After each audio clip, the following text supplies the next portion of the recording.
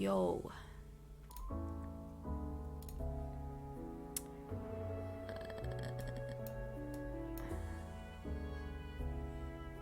Need to add this to my stream deck.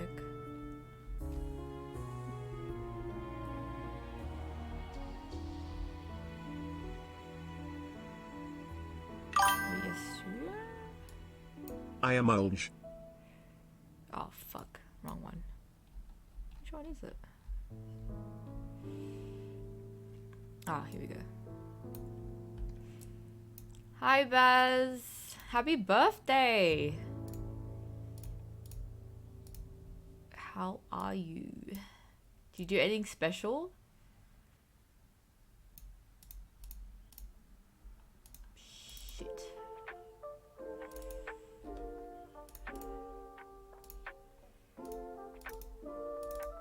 That's not it. That's not it either. What the fuck?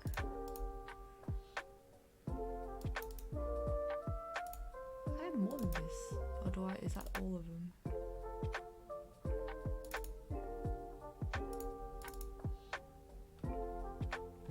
I'm missing my money one. What the fuck? Hi, Quote. Hi, everyone. Having dinner and cake with my mum and sis. Yum. What's for dinner?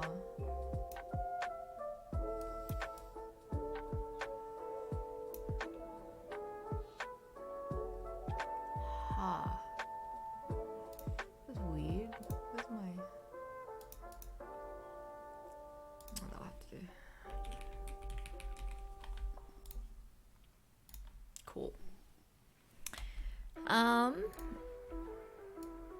I wasn't sure what to do today, but I think I'll play Honkai Star Rail today because it's a new week. I got weeklies to do and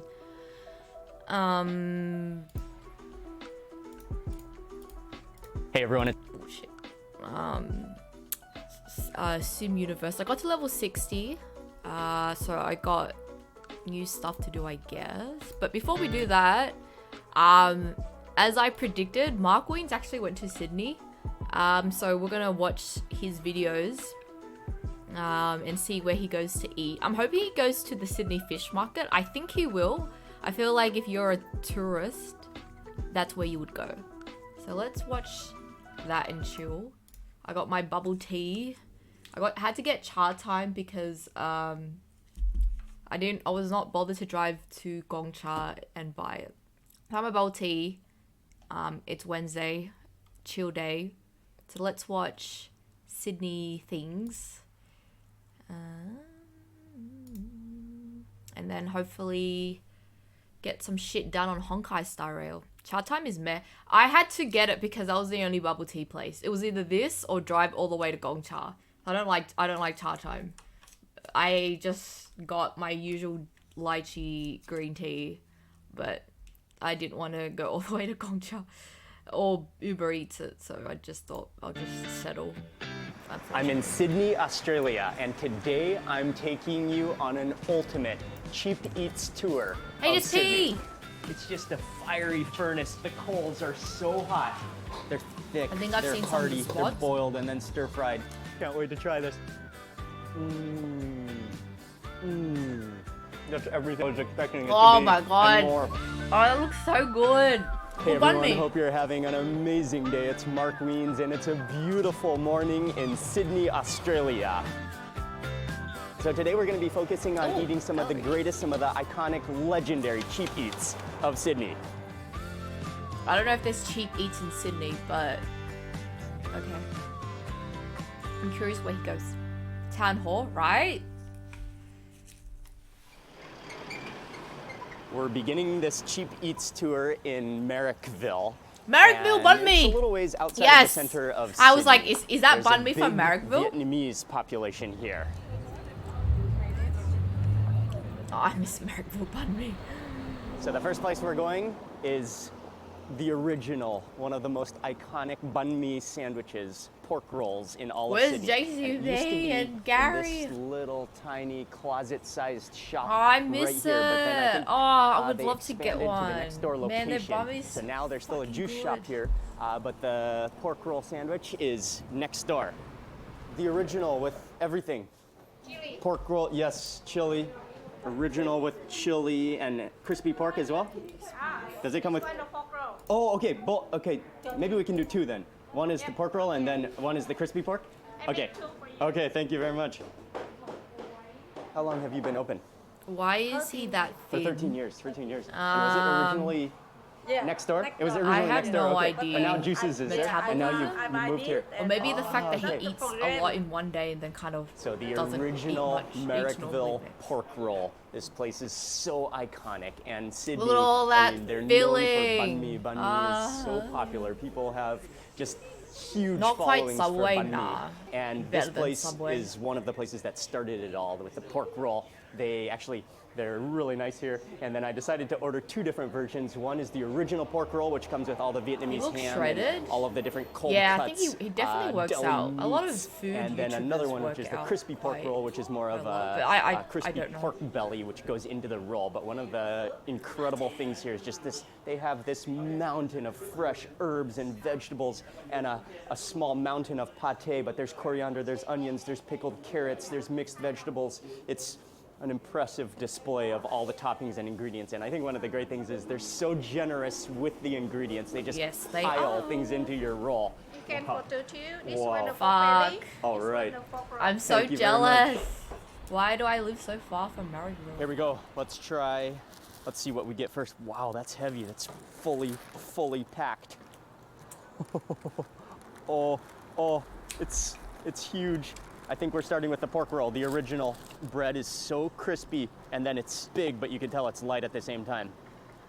There's chilies, all the pickled vegetables, the carrots, the radish, the green onions, the coriander, and there's a variety of porks and Vietnamese hams, onions in there.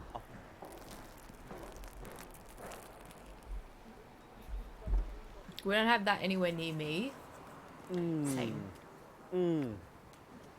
Wow. Oh, it's so good. There's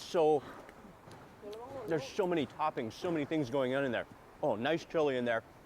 You got the freshness of the cucumber, the carrots, I remember You got eating that that, pickle and I was flavor. like, and then the lucky that was a combination. pie.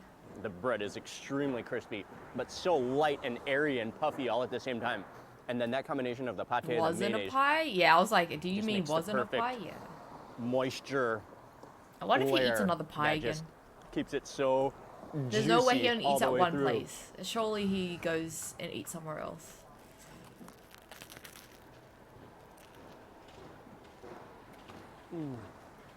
Fuck, I'm so jealous.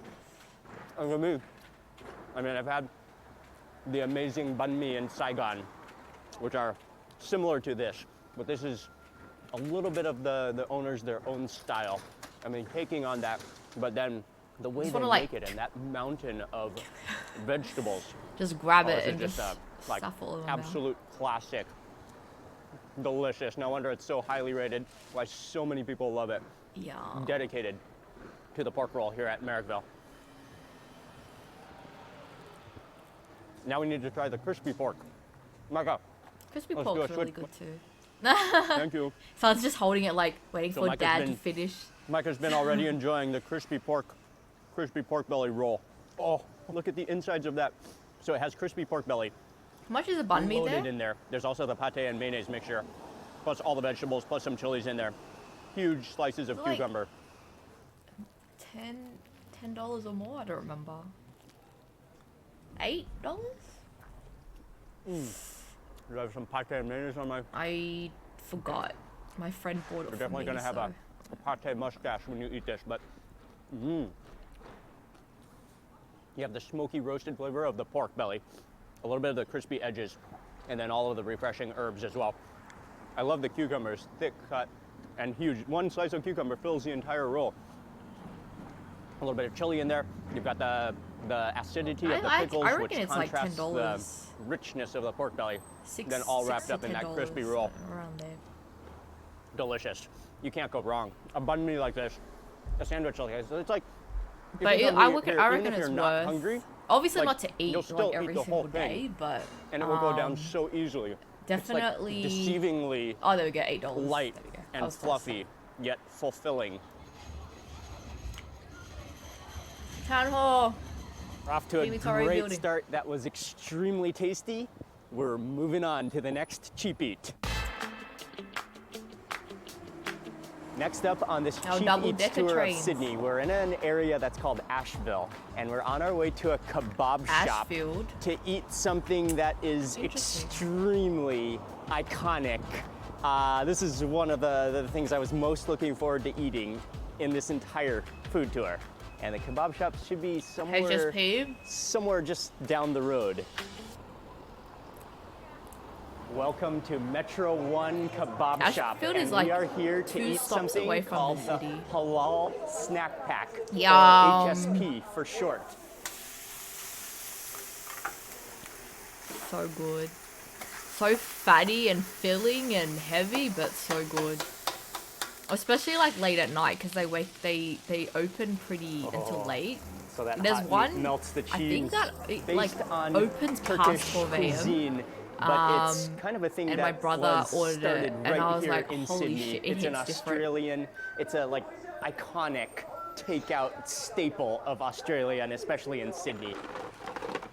And so she starts with fries, chips that are fried, and that makes the base. You can choose, oh, one more thing is that you can choose from like 8 different sizes, all the way from kids size to regular to large to 9-inch, $70. 13-inch, 15-inch, a pizza box.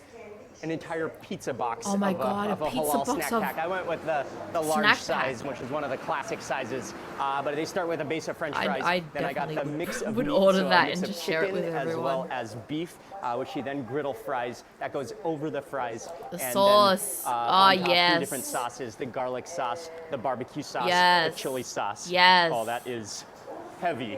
Thank you very much. Heavy but so good. So Thank you. worth it. What are hot, warm, gooey, saucy. It's so heavy. Oh, I forgot about the cheese. There's cheese melted. Oh, there's so much going on. Oh, fully loaded. You know a The HSP is cheese. good when the stuff address you as boss, right? Australian Putin? Yeah, that's. I would say that would be the closest. Oh.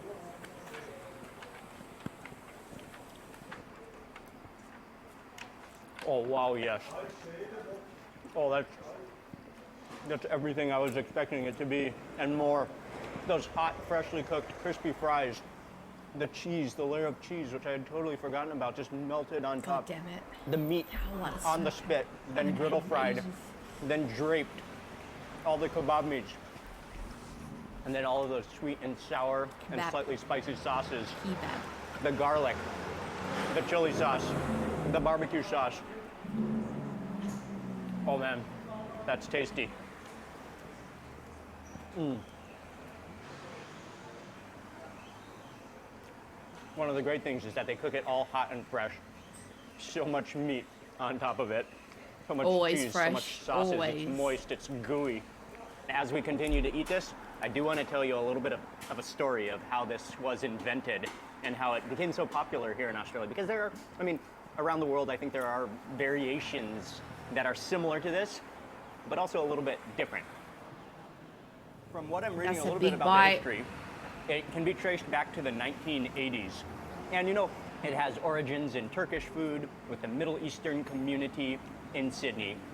That began, I mean, adapting to the local culture, adapting also to the European influence in Sydney to come up with this dish. But as the story goes, it wasn't until about 2015 there was actually a Facebook group here in Sydney called the Halal Snack Appreciation Society that began talking and creating a buzz around halal snack packs, reviewing halal snack packs, rating them, really bringing cultures together through this dish. I think through the Facebook group, through the talking about halal snack packs, it led one of the Australian senators, Sam Dastyari, who was in the Australian Parliament, to hold a debate about halal certification and halal food.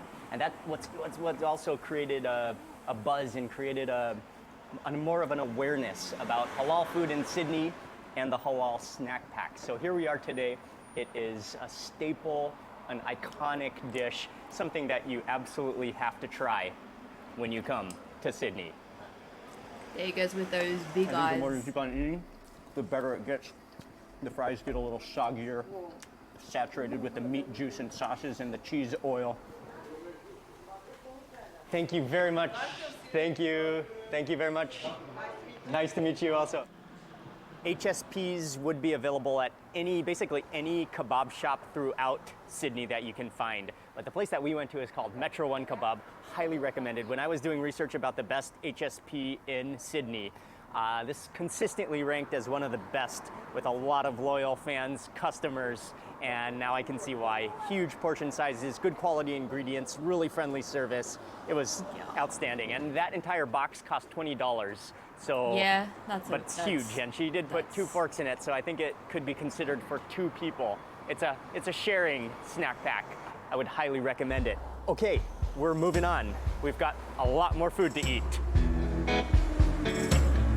That's the only way you get around. Next up, we took the train Sydney. out to an area of town that's called Granville. It was about a Granville! 30-minute train ride out of town Oh my into God. the suburbs of Sydney. And I wanted to especially come, the restaurant that we're going to, they have a few locations around town now, but I especially wanted to come out here because I believe this is where the original location is.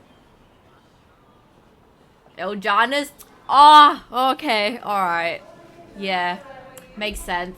Welcome Eljana. to Yep, Eljana. Granville. This I was like, restaurant is it is Eljana's? an Because I can't think of institution anything in else Sydney. Started back there in is in 1998, Granville. but they have multiple But locations yeah, across town Eljana's. now. Yep. And it's a Lebanese Australian Makes charcoal sense. roasted Makes perfect chicken is what sense. you come here for. Although I they have also fried think chicken on their it's- menu too.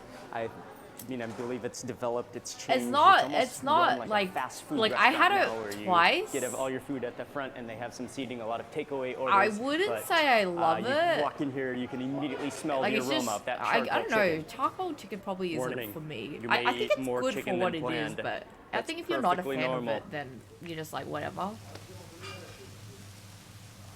Okay, so we're getting an exclusive look in the Alright, grill not a- room not a here at huge fan. Eljana. It's an amazing. I mean, they have capacity to do. This place How is many so chickens could you expensive. do at once here? Cheap eats. That's why I mean, like when they say cheap eats in 4 Sydney, chickens I'm per like sheet. Cabramatta. Yeah, if it's busy. it can Because all be he's full. eating around Especially during Sydney. weekends. I wouldn't say it's full. cheap, but I would say Oh, look at more that action. Spraying when the fire gets too hot. specific term would be like popular Incredible. eats. But there's 3 car-sized grills going down. It's just a fiery furnace. Just the coals are so hot.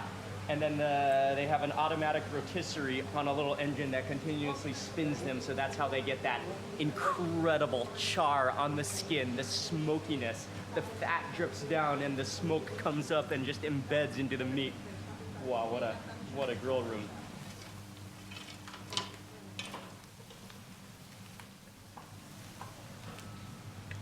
Oh, fresh chickens. It was good though.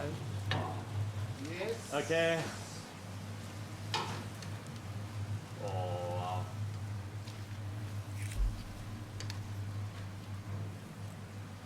The tabbouleh is pretty Oh good. man, it was yeah. an honor to spend some time I did back remember here it in the being pits really of nice. Eljana. The roasting chicken is unbelievable. That's a fresh batch. This is They're ready to be torturous, served. man. And so when you eat here, I mean, I you're literally just drive to guaranteed Granville, I hot, think. fresh, Would charcoal take me roasted about chicken.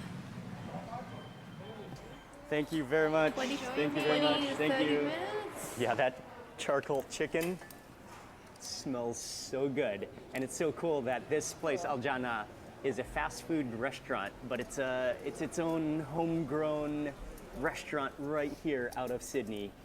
Lebanese in ethnicity and origin, but then I would say our truly Middle Eastern, developed right like, here food in is Sydney, really Australia. good. That chicken looks incredible. Whoa, oopsie. Spilled the fries. And the fries, I believe, come with their own chicken salt. Chicken as salt, well. yeah. We got pickles, we got the garlic sauce, we got bread underneath it. Oh, yes. Look at that chicken. Look at that skin. It's so bubbly and puffy and crispy. Okay, I got half a chicken. So I got the breast and the thigh drumstick in one side. Oh, should we just tear this open? It's so crispy. Oh, I bet it's so juicy and hot on the center. Let's just bite into it.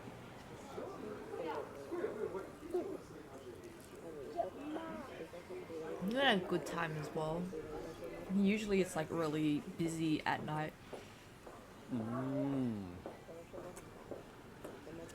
Oh wow, that's tasty. You immediately taste the flavor of the charcoal, the smoke in the chicken. The skin is so crispy, it's almost the crispiness of it being deep fried. Yet that's because you have the fat reacting to that hot charcoal. I think you taste a little bit of that chicken salt that maybe has been sprinkled, well, on the fries for sure, maybe a little bit on the Nice chicken thick as well. cut chips. Or did that happen when I spilled the fries? But anyway, it's just like a really clean, smoky chicken with crispy skin and with the meat, leaving the meat really moist. Pickles. I've heard a lot of good things about the garlic sauce. Garlic sauce, And then let's yum. tear in for a piece of bread. Let's try that garlic sauce. And I do remember being in Lebanon and eating the roast chicken. It always has to be eaten with garlic sauce, and some of the greatest garlic sauce you'll ever eat in your life. Yep. I have to say the garlic sauce is really good. Oh, with that garlic sauce. Oh man, Very that's strong. creamy. It's so rich, so fluffy and creamy and dense actually. And then immediately you taste that garlicky aroma. Wow, that's good with the roasted smoky chicken. Next up, let's try it with bread. Love the bread. Let's try that chicken breast. Just break off a piece. So moist and juicy in the center. Add on some of these bright pickles. Squeeze on a little bit of that garlic sauce. Oh, it's so thick. It's so thick, a piece of chicken got stuck in it from my last dip.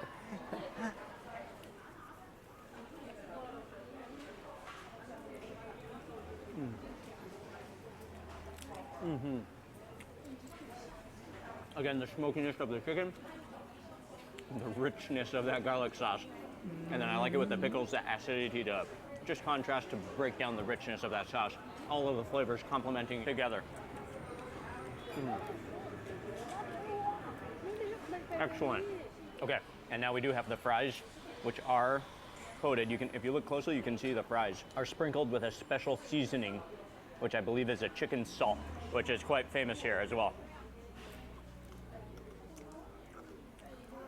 I don't think you can go Oh, yeah. wrong with Immediately. chicken salt and fries. It tastes like a combination of salt plus dry chicken powder seasoning, coating the fries, giving them a little bit of extra flavor to add to the full chicken, grilled chicken experience, charcoal chicken experience.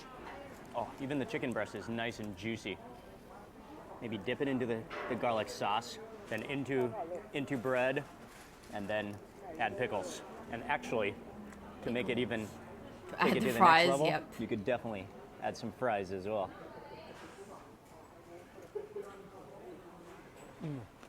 I wonder if I went to this Yeah, one or went that's to good. another one. I think I I mean, went to one at Granville. I think one of the reasons it's so popular is It it's was just a the meal only everybody one, can enjoy. only El Jana. Everybody in the family. It's laid back, it's fast, it's fresh, it's tasty. Now there's like, it's I already did mention like they have a number of everywhere, but locations think around every 3 was Sydney, just there. maybe even Australia.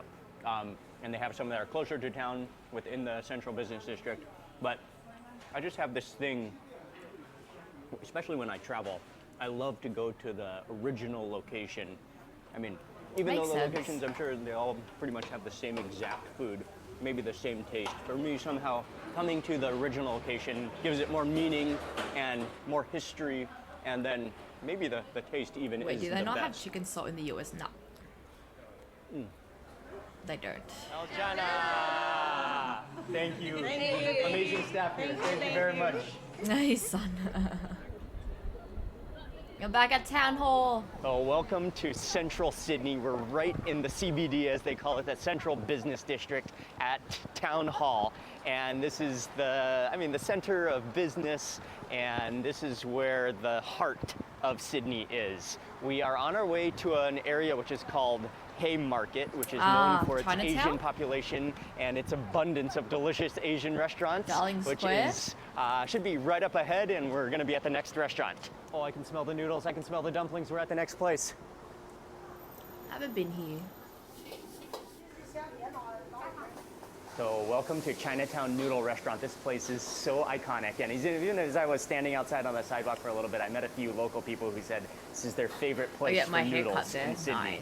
I love how the menu here is giant red on the wall. You could just see everything they have clear, printed. Like I know on where the he wall. is, but this place I is haven't called been here Chinatown Noodle Restaurant. They're known for their noodles and their dumplings. So she is the noodle master. To be in the kitchen, we're gonna see them as they make the hand-pulled stretch the noodles, and they have the noodles in a coil already, and then she just like stretches it out with her fingers into a couple of different strands, but they're like very strategic. And now she's gonna hand pull them. We're gonna see the process before they then get fried into the stir-fried noodles. Thick noodles, just the way I like it.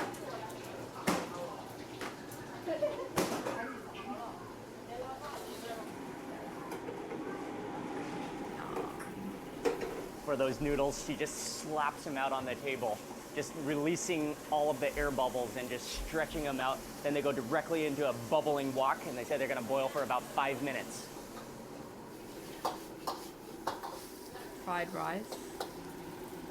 Classic.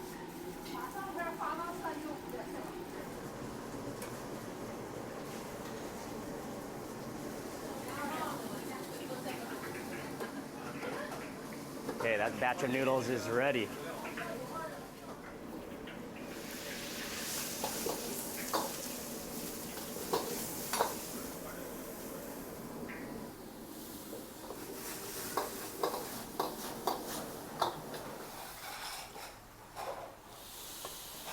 That looks good, actually. Noodle, stir-fried noodle. Thank you very much. Very good.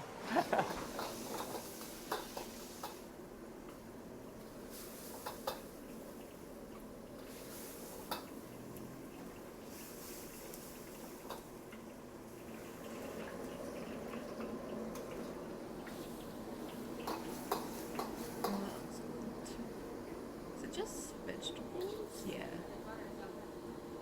Okay, that's the eggplant. Eggplant. Okay, yes. Thank you very much. Okay, let's start with those noodles fresh out of the wok. Oh man, they're thick, they're hearty, they're boiled and then stir-fried. That sauce, chicken, bell peppers in there. Wow. Bell pepper. Oh man, I love these noodles already. Oh, they really slide in the chopsticks, okay. And you can actually hear them in the kitchen. They're slapping out the noodles fresh. They boil and then stir-fry. Hi, Gary. What we eating? He's at Town Hall, Oh wow, a Chinese so noodle good. shop. He went to Oh, man. Marrickville the doughy but to eat the banh mi. Then he gooiness went of to the noodles. Granville The Eljanas. texture, the thickness, the hardiness, and then stir-fried in extremely And then hot also oil. to So they have that smokiness, Ashfield that breath of to the get wok a to them, with the HSP. seared soy sauce. So so fragrant. yeah, That's so I'm good. just checking out all the food he's trying out around Sydney. Oh wow. But when I saw the Marrickville banh mi, I was like, man, I could go for everything I one. thought it was gonna be. It's so far. Delicious. Can you send I me will stick one? some of this. Send me Marrickville banh onto mi, my- please. My plate though. He said, wow, each time. Yep. And That then place I is near the will KFC town, season yeah. with some. He said Haymarket, but I chili was like, oil. you're in Town Hall still, technically. Oh yes. Bump up that chili. Oh yes. It looks good. I actually wouldn't mind going there.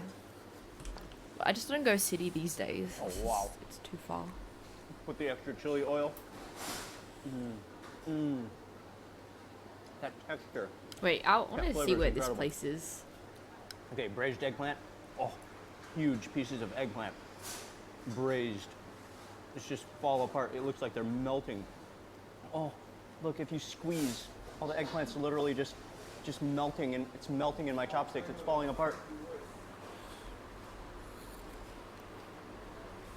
Oh, that's hot.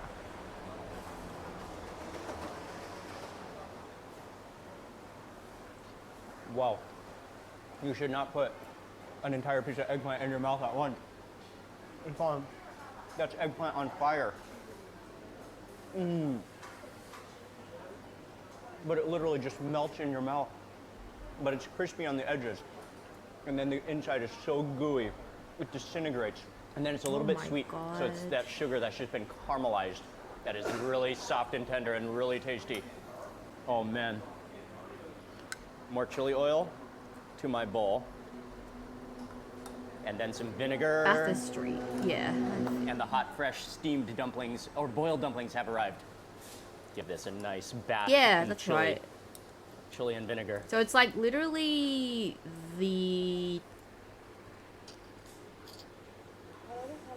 So it's like the cross section between KFC and George Street, and then Hearty you just dumplings, turn chives, right, pork, and then you thick, walk down, and it's meaty, right there. doughy wrappers that are so, like, warming. Oh, that's fully loaded. That's so tasty. Like when you see KFC, you just turn right, and it's down there. And then have some tea. I actually don't drink like jasmine tea, And then the but I final like dish we it got when is I dumplings go and chili oil. to like Chinese restaurants or like yamcha. That's the only time I It's drink a their different tea. kind of dumpling. I usually and then don't in that order chili anything oil else. I'm just soup. like, I'll just I go think with we better- tea. But then maybe we like should I'm at home take a and I'm bite like, of the nah, I don't dumpling want with the jasmine chopsticks tea. and then chase with some I of can that drink it, but I think chili in a oil setting where it's broth. in a Chinese restaurant, I'll drink it. It would taste like, and he's enjoying them way too much. Really? I think it's more like for the video. Oh, hot.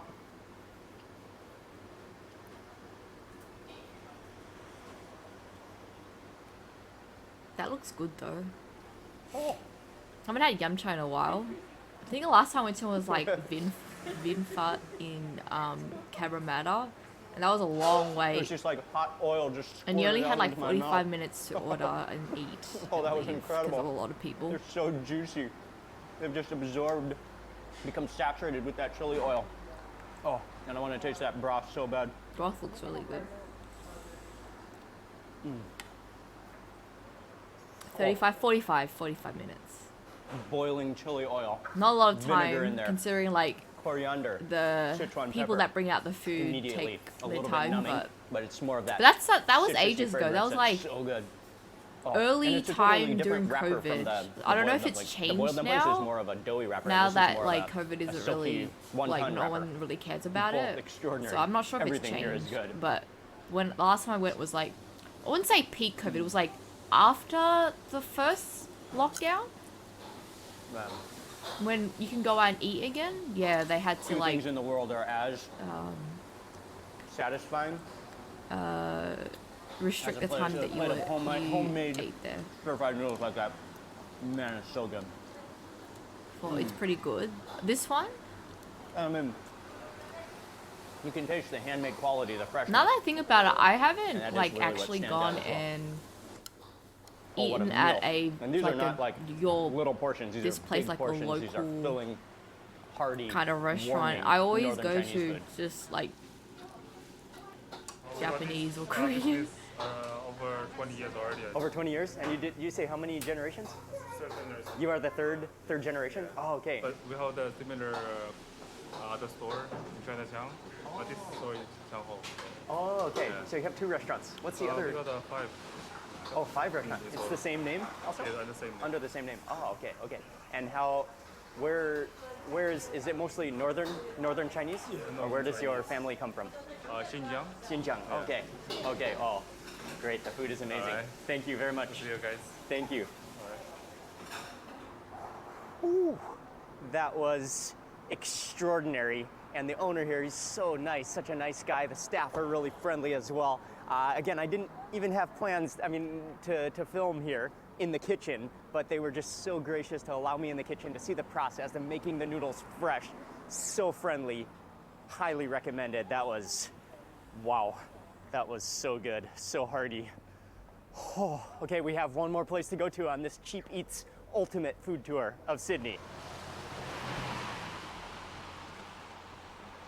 Next up, we are in Paddington, and we're going to a place, it's called Indian Home Diner. They specialize in kebabs. I know they have chicken tikka, but they really are popular for their wraps with different sauces, Indian sauces. Welcome to Indian Home Diner. Really nice, cozy place. I love how they have everything here ready. I thought he was at gonna the go to front. fish They have all the different butchery. curries ready that He you has can another choose from. video after They this have one, naan which available. we're They gonna have watch. samosas I'll see and where they he have else he chicken goes. tikka. Now you could get a variety of different curries, but one of the most popular I'm things to waiting do on till the he goes menu to is the to fish choose your market. own kebab, which they have some of the classic mixtures with chicken tikka, which is That wrapped looks so into a good, really actually. puffy naan. Then you get your choice of different curry sauce, which then goes Ooh, on. I and love then you can wrap Indian it up. curry. I immediately had to go for the double tikka Indian kebab. So that's double the amount of chicken tikka. And what she does is she grabs one of the puffy naans, adds on some of that curry sauce, and then takes the chicken tikka and then just kind of like mashes it into the naan. Then you get a choice of either a fried potato fritter or a fried onion fritter, and that gets just smashed down into the chicken, and then you get mint sauce all over it. Great concept. I mean, like a roll fully loaded. Oh, it smells so good. Holy shit. That's a thick boy. All right, and there it is. Cool, thank you very much. Kebab. Thank you very much. Surprisingly good. What kind Oh, it's Asia aluminum are you? lined to keep it nice What? and hot. And then wrapped. Again, got the double. I actually well, went there after I we don't watched the think I episode where wanna he ate unwrap it seafood all the 10 way, though. times. Oh, really? Oh, I've never It's had fully this loaded. before, like a wrap. Like, got the double chicken tikka, Like an all of that Indian wrap. vindaloo sauce, the mint sauce. Oh man, fully loaded. Oh, that's warm and thick and okay. Can't wait to try this. eating kebabs. I've never like tried that, Oh, but I'm yeah. assuming it'd be really good. Oh, that is tasty. And my favorite move is how they make it. They cut, no knives are used. They use the tongs to just slice the chicken and the bhajia with the sauce. And then they roll it It's up, so wrap it up, decadent. they Cheese, stuff it garlic. with the tongs still inside of your naan What wrap. is this guy's And then they metabolism? bag it up and then pull out the I tongs have last no to hold it idea. together. What a move. Oh, you can taste the cumin seed. It's just warm. It's hearty. I'm sure he does That a is lot delicious. of walking. But even then, like at that age, because your metabolism slows down quite a lot. On that bite, I got a big piece of the onion bhajia. Crispy. You taste the batter, taste the onions. You know, You want to think take it might the have been really fattest good with the nap? potato Yeah. cutlet, I'll but, probably I mean, knock out I don't and think you actually can go wrong, sleep. actually. The vindaloo sauce, which they said is very spicy, a little bit spicy, but it is flavorful. And again, a little bit of a cumin seed flavor and turmeric flavor to it. Buttered chicken curry I would think be the only so thing good. is the sauce starts to absorb, so it will be, I mean, it will be a little extra, but to have a little bit of sauce on the side, the vindaloo sauce to then just drizzle on top as you take bites, that would take it to the next level. Chicken tikka, It really looks tender, good. It does look smoky, dry because I This like is it with a lot of extremely sauce. but That's just satisfying. me. flavorful, and everything wrapped up into the naan. So You it's should go to easy eat. Cabramatta. Delicious. If you went And then all one the thing way I to wanted to Granville. mention about the price, I think it was $15. I got the double tikka, so that was 2 times the amount of chicken tikka. But I mean, I wanted it to Yeah, be full and I feel like a blooming, lot of but food you can YouTubers, they also don't just eat like get that the every classic, day. the normal one tikka, which is $11, So I reckon he I offsets believe. it with like just normal eating days. Then works out like crazy. I'll have all 5 of the places that we went to on the Sydney Cheap Eats tour in the description box below. You can check them all out. People have been so friendly, and it really was such a mixture, and also showing the diversity, the banh amazing mi. ethnic diversity that makes up Sydney. Delicious, cheap eats in Sydney. And I want to That say a makes huge way thank you to more you for watching sense, this video. yeah. Please remember to give it a thumbs up. If you enjoyed it, leave a comment below. I'd love to hear from you. And if you're not already subscribed, make sure you subscribe now for lots more food and travel videos. Goodbye from Sydney, and I will see you on the next video. I'm in Sydney, Australia with Chef Dan, and today for lunch, we're eating giant king crabs. Holy fuck. There you go. That's for you, mate. That is. Just compare this to your face. That's the greatest single bite of crab I've ever had in my life. Good morning. Hey everyone, hope you're Full-time. having an amazing day. It's a beautiful morning in Sydney, Australia. And we are beginning here at the Sydney I Fish knew Market. it. We're gonna meet I up with called Chef it, Sydney Dan Fish Hong. Market. We're gonna tour around the Sydney Fish Market. We're gonna see the fresh catch of the day. We're gonna get I mean, some if he's eating all the gigantic seafood in Melbourne, he has to go here. crabs. 5 kilo. Then we'll go back to Chef Dan's restaurant, Mr. Wong, and he's gonna cook up Cantonese Chinese feast with a giant crab. Oh wow. But it's great to be here in the morning.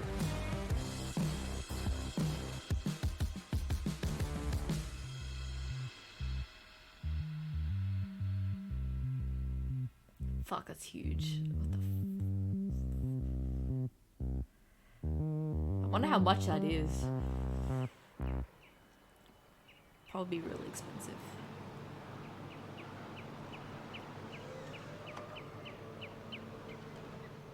Chef Dan. The rock Great to meet you, man. So good. What's up, man? Yes. Oh my god, it's Thank you so much for the empty. Fish Markets. Welcome to Sydney. Cool, cool.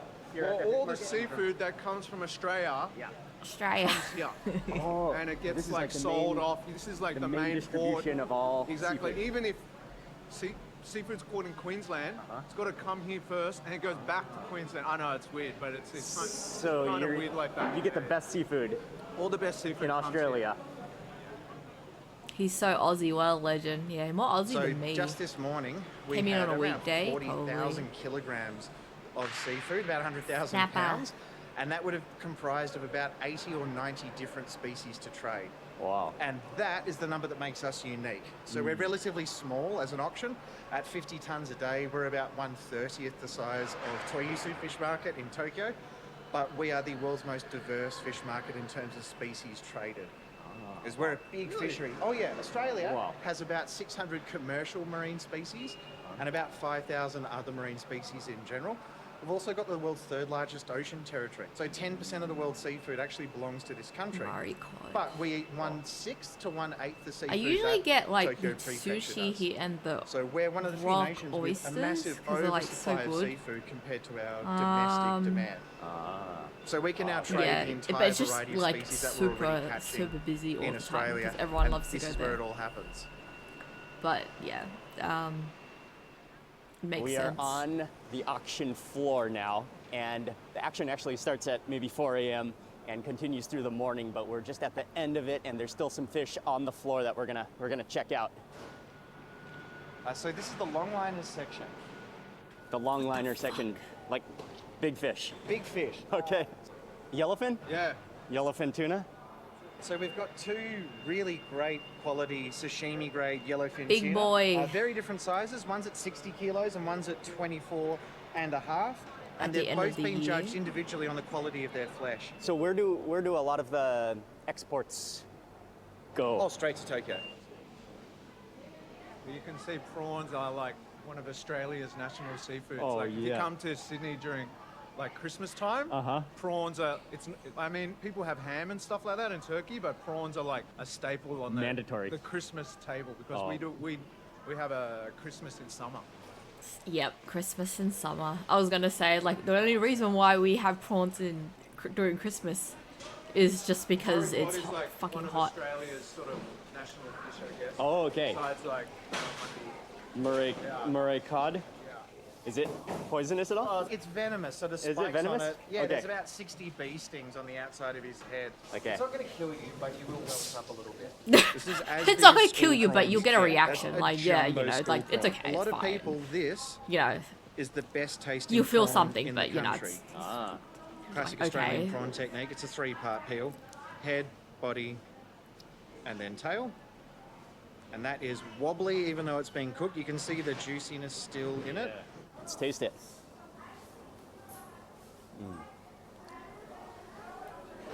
Oh yeah. Sweet, a little bit of saltiness, great texture, amazing. Now we're moving on to see the live seafood. where are the pelicans, man? not being. I remember biased, going but there and the Australia pelicans has would just some of like the best block cars live constantly. seafood. It's Oh, yeah. hilarious. in the world. Like they're trying to find parking and these pelicans just walk and just stand there. And they're just like minding their own business. People be Snow like, crabs, man, those are these the white fucking ones? pelicans. Oh, and these are These are the gigantic king crabs. Oh yeah. These you can't get anywhere else around the world. Man. Yeah. Same with the snow crab. Yeah, They're even that unique as specific type of snow Yeah. crab, the white one. Uh-huh. I mean, you get snow crabs in Japan and stuff, but it's not the same species. Oh, that's huge. That is huge. Some abalone. Seahorses. So Abalone. these are from South Australia, and they're our black lip abalone. Fuck, they're massive. That's huge. I too. love abalone, but I only Everything's seen like huge. these small ones. These are just medium. Oh, okay. We haven't They're got not that any- big. The big ones are like 1 kilo. These ones are Sydney rocks. You only Ah, find Sydney them rocks. Here. Pretty unique, very unique taste as well. And these are your They're like Pacific buttery. oysters. Can't explain it. Cheers. Cheers, man. Cheers. The Sydney Rock Fun. oysters. I don't like oysters that much, but Sydney Rock oysters are like Oh. something else. Oh, the seawater flavors. Those are And just that medium, real yeah. How minerally much is that crab? I want to know how much It's a the bigger- crab is. It's a I have bigger no idea. Oyster here. Oh man. Really Meaty. expensive. Considering how much Next meat oyster? is in there and how unique and like the size of it too. But yeah, I'm curious to Oh, see yeah. how much it is. I'm sure he'll tell us the price. Oceanic, you know what I mean? I'll Melts stick in on my your banh mouth. mi, Great same. flavor. Give me a banh mi That's anytime and I'll be a happy. giganormous. But after he king ate the crab. HSP, I'm like, Oh wow. HSP would be Here so it is, good. the moment we've been waiting for. The giant king crab. Dude, that is huge. Look at that. Dan, that's the size of your Whoa. torso. Mate, look at that claw. Look at this claw. Look, this is like I've never seen a crab this big. Yeah, that claw. hectic. Hectic. This is not even that big. true This is like a true blue medium Aussie. size, right? Medium And sized. medium male. So it's 5. Oh, 5 kilo. He's probably like, how heavy is 5 kilos? This one's got a little claw untied, unfortunately. It came loose last night. Wow. That claw is unbelievable. that claw, exactly. It's all about this claw right here. But there's a lot of head cheese within the head. Oh, so man. I'm going to do a special dish with the head cheese as well. Oh, awesome. Okay, here we go. First time. Oh, man. All right, here we are, Dan and I, with these are absolutely enormous king crabs. It really is the king of the king of all crabs. They are. I believe so. And how thick is that shell? How easy is it? Because it feels like a tank in your hands. It's so Very thick. so very thick. strong. Thick I with mean, a look at triple it, I mean- C. Those crabs look claw. angry. Yeah, they're gonna die. the size so. of This my claw is- foot. And they're being tied This is up. as good I'd as be it gets. pissed. This is going to be lunch. Yes, and this is gonna be lunch. lunch. We've got the giant Tasmanian it's king crown. crab. We're gonna head back to Chef Dan's restaurant, Mr. Wong. It's so big, he's gonna cook it 3 ways. This is the spot, Mr. Wong. Absolutely love it. Down an alleyway in Sydney.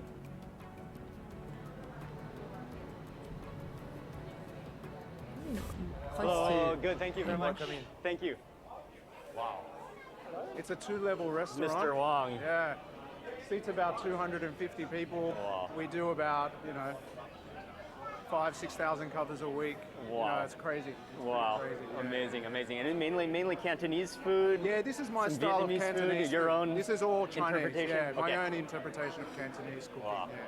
So we've got the main kitchen over here, and then we've got the dim sum and pastry kitchen over here. Oh, cool, Yeah. cool. And you do all the roast meats too, right? Yeah, we're roast famous meats. for our roast duck. Okay. So we do about Duck. 80 ducks a day.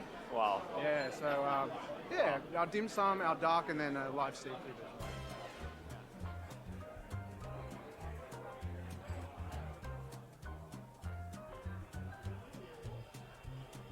Wait, they have The their big duck little oven, you lift? can see here, Oh, wow. with all the ducks hanging. That's where you roast the ducks in that. Is this pre-COVID? No, this is recent. Like, probably in the last week or something. And I know one of the things Chef Dan specializes in is roast duck, the roast meats, 80 ducks a day. I love how everything Very is recent. on display. Like a couple days oh, ago. it's dripping dripping meat juices. These ducks are for tomorrow. Okay. Are these ducks aging a little bit, or? Yeah, they're drying out. Okay, So basically drying out. it's a 3-day process. We have to brine them overnight, All right. blanch them, and this is that stage after they're blanched. So another duck cabinet where they are drying out. And I mean, one of the things I love about Mr. Wong is how everything is open, everything is visible, everything is not only visible, but also like artistic as a decoration, as a living, edible decoration. When I came to Sydney, this was at the top of my list, Mr. Wong. This is the restaurant I most wanted to eat at. To just finally be here, to be hanging out with Chef Dan Hong, and to learn a little bit from him, and then to experience the amazing seafood. The plan is, Chef Dan said, we're gonna enjoy a little bit of dim sum. So we'll be eating some dim sum first. Then we're gonna work our way into the kitchen. We're gonna see some of the cooking. We're gonna move into seafood, and we're gonna try some other dishes. Oh, here comes the dim sum right now. Thank you very much. Just a selection of some of our dim sum. It's only available at lunchtime, so Okay. I thought I'd send you some of our signature dim sum. So we've got obviously the prawn hagao. Hagao. This is a scallop prawn and morel mushroom dumpling. Wow. This is a pork shumai. Shumai. Jalongbao, Nice. and this is a wagyu puff. Wagyu. Yeah, so Wow. please enjoy. Thank you very much. Fancy I'm gonna go in yum for food. one of these dumplings first. Look at that quality and precision. Fancy dim sum. Hard for me to justify paying for high-end Asian food, to be honest.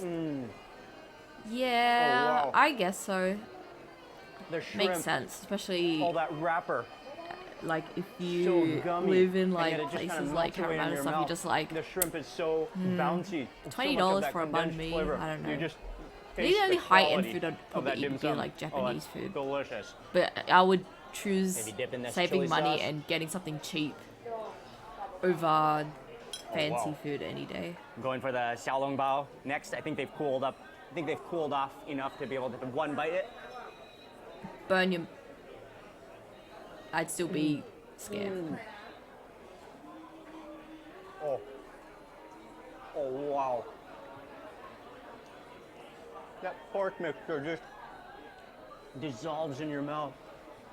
Oh, it melts. Kind of like the old street markets. It's like that at the Chinese store in my town too. Yeah. Whole roast duck is $90. That sounds about right. I don't know what his skincare routine is, considering the wrinkles he's gonna get. This is the king slightly. crab that we saw this morning. Oh, man. Thank you.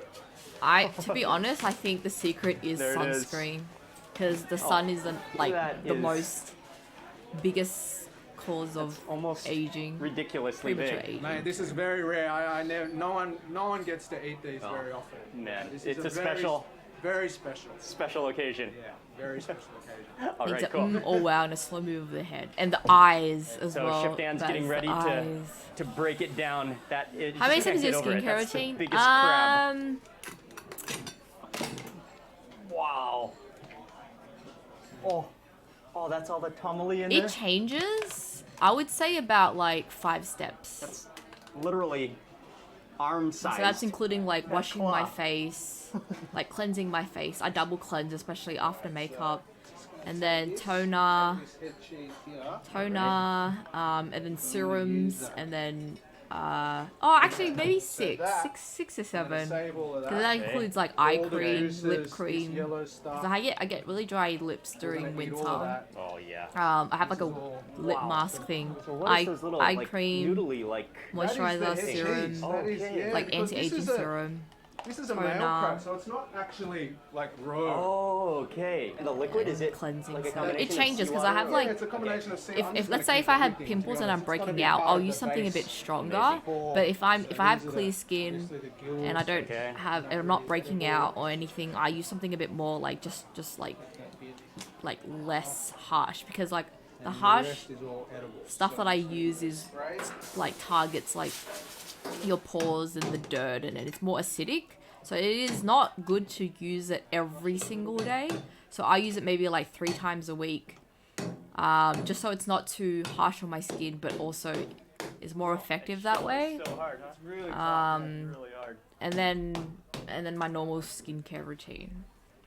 So I would say about like 6 steps ish. But the number one skincare tip I would tell everyone is to definitely wear sunscreen. Like if you worry about aging and stuff, it doesn't matter if you go out, you should be wearing sunscreen no matter what. Like if you're staying at home, whatever, you're in your room, the sun will creep in, rays will creep into your room no matter what. And you should be applying sunscreen every 2 hours. Not just once a day, like every 2 hours. So I literally wear sunscreen every single day because it's like Steamed, okay, the claws. the sun is really bad. Like the rays in Sydney, like in Australia in general, is really harsh compared to the rest of the world. That's why a lot of people in Australia have like skin cancer and stuff and all that, and they get sunburnt easily because our rays are really harsh. So obviously you should be wearing sunscreen. There should be no excuses. So if you're thinking about skincare and like how are people looking super young and stuff, it's sunscreen is your best friend. It doesn't have to be like actual sunscreen, like the white stuff. Just find like a sunscreen lotion, like a moisturizer with sunscreen in it.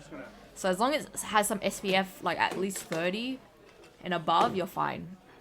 It doesn't have to be 50 or anything, but like 30 is, I would say, standard.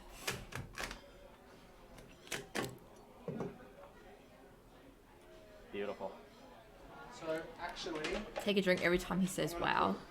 We'd be dead in like 10 Claw minutes. picks up the whole pan. Fuck that, I'll just raisin. It's okay, Asian don't raisin. Yeah, but like, still, but you'll, like, by the time you're 80, you'll still look like you're 50 or something. That's just thinly sliced ginger. All right. I need I like a bigger lot. back. Yeah. Like a lot? Oh yeah. Alright. Pick some leeks here.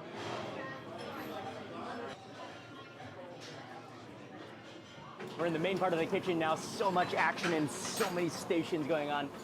As the claws and the head are steaming, Chef Dan's gonna get prepared on those are mostly joints, I think, and legs. And you're gonna deep fry those. That's right. Shaoxing wine. Okay. Lightly.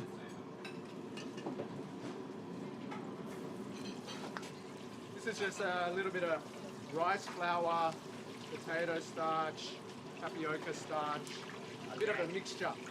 Okay.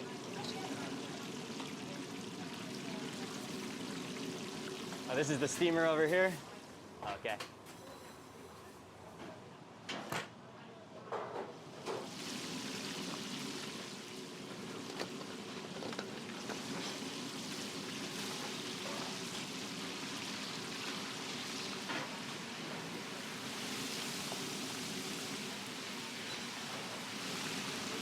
The legs should be ready in about 30 seconds. Okay.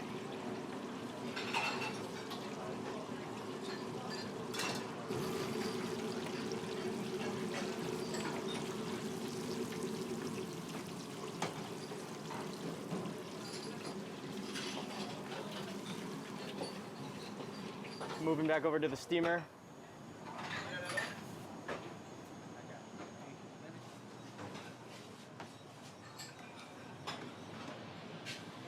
These are ready.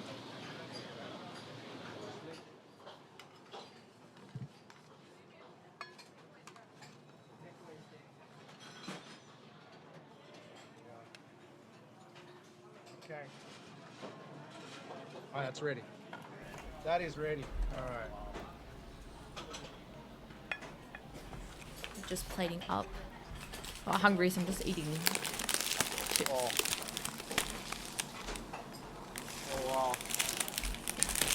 They're like barely any left. Oh, that smells incredible. What an absolute masterpiece. It's a sculpture, a crab sculpture. Chef Dan just finishes that off with some hot oil and with that soy dressing, which just smells so good. That just bathes in that sauce. So I've just got some white peppercorns. My mom has that black mortar and pestle. peppercorns. Okay. I'm just gonna lightly, You're crushing those spices. just lightly, Literally that color. It's been there since like before I was not born. too much too. actually, just Keep it coarse.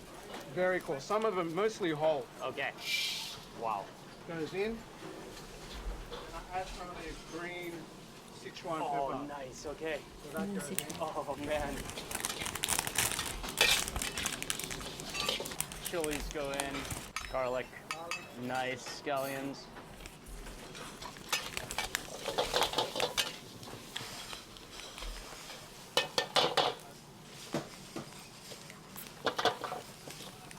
Damn, it's a lot of spice. Salt and pepper spice mix. Okay.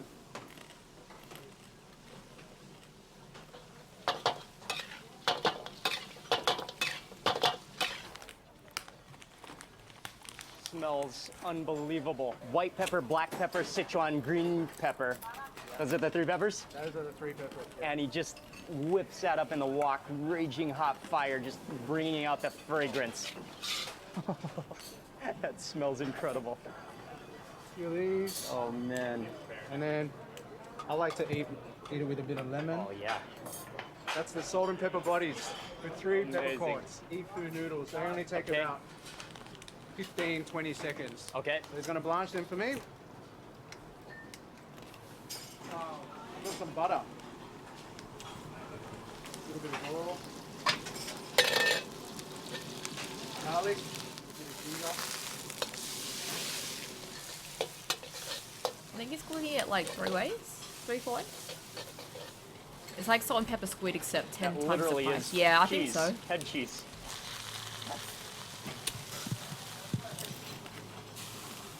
Looks like shredded carrots almost. So you can see that protein's setting, almost like scrambled eggs. Yeah, it is. Right? So just gotta break it up a little bit. It's like a dried shrimp, dried scallop and ham. All right.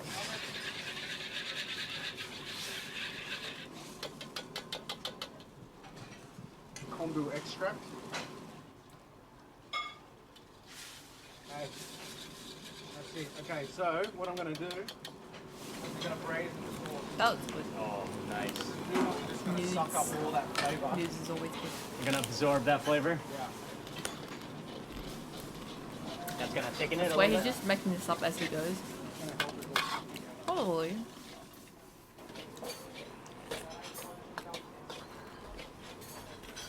And I'm just gonna add some cookie wine, a little bit of sesame oil. It's like, it looks eggy. That looks good though.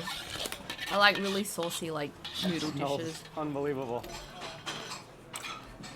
Tasmanian giant king crab, 3 ways. Chef Dan. Oh, that was incredible. I can't wait to eat it with you. Yes. Here we are. King mud crab soup, Thank you. Ah, Salt and pepper. salt and pepper. Crab head noodles. Crab head noodles. Thank you. Thanks, Chef brother. Dan. That was Thanks, Oh, good, my brother. pleasure. such a cool experience to. I mean, I to actually get didn't the know that crab calling fresh someone and champ then to is, see like, Dan very in the offensive. zone. it's only when I read about it and I working realized, in the ah, I can kitchen, see just- now. Yeah, you can But just see how passionate yeah, you are. but and I just didn't how know that a knowledgeable lot of you people are will get about the pissed if you ingredients call them and- champ. Yeah, so it all comes down. This entire table Is it? is Yeah. just one crab. Champ is offensive? Yeah, I apparently. personally think you need to begin with the From what steamed I crab, read, because that is the true essence of the crab is like- flavor, the sweetness. Champ is You need actually to a term have used the in claw, the like big one. jail, Okay. where okay. First time. Well, it's we need to a share word it, for actually. someone It's a sharing who claw. It's that does big. sexual favors, apparently. This won't be. So big I had enough no for a rice idea. bowl to put it in. I Just- watched a video where someone was Takes like, up an entire tray. where Look at a the- guy just uses Just compare like, this to your face. like he was just It's the size. saying it's a thigh like how size Australians call each other like mate, claw. cheese, That is bro, unbelievable. and then And it's champ, crazy and to so think all the that's people in the not comments even like, the largest. don't use the Like, word that's Yeah, champ, well, it's this is just a offensive, and I normal was like, size is crab. it? Crab And I type read of about it, crab, yeah. apparently I think we it's- need teamwork on this claw. You only use it because like Let's- yeah, let's do it I together. I get it. Like so I you think kinda I've open it heard up. people Look at use the it meat. That just in a joking way, that but shell is. I didn't know There. behind it Yeah, that's for you, mate. That, why people would be That- offended by that It's word. so big. Juice, juice, the juice, the steaming liquid. That's okay. ginger, leeks. Huge crab claw, right? Cheers. Chef Cheers, Dan. man. Cheers. There's a lot of meat. I just want to know how much it is. Oh wow. Oh wow.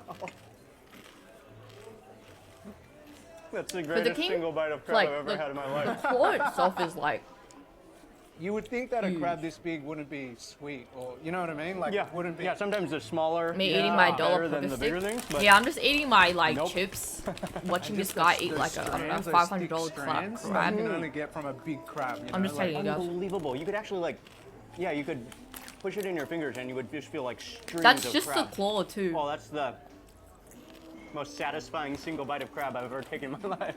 You know how sometimes on Anything mud crabs when you a can lot feel the of blokes use strandiness, it. the stringiness of it. This is like just like that same texture but 10 times more. And it's so sweet. And I love the style that you prepared it with. Steaming, and then the sauce is not overpowering at all. Yeah, it's not covering up the natural flavor, the sweetness of the crab at all. This is the body section plus the legs and a mountain of aromatic. It's so aromatic. Oh, oh, oh.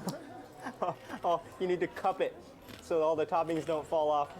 And some lemon. a little bit of lemon. Oh man. Are you meant to eat the peppers?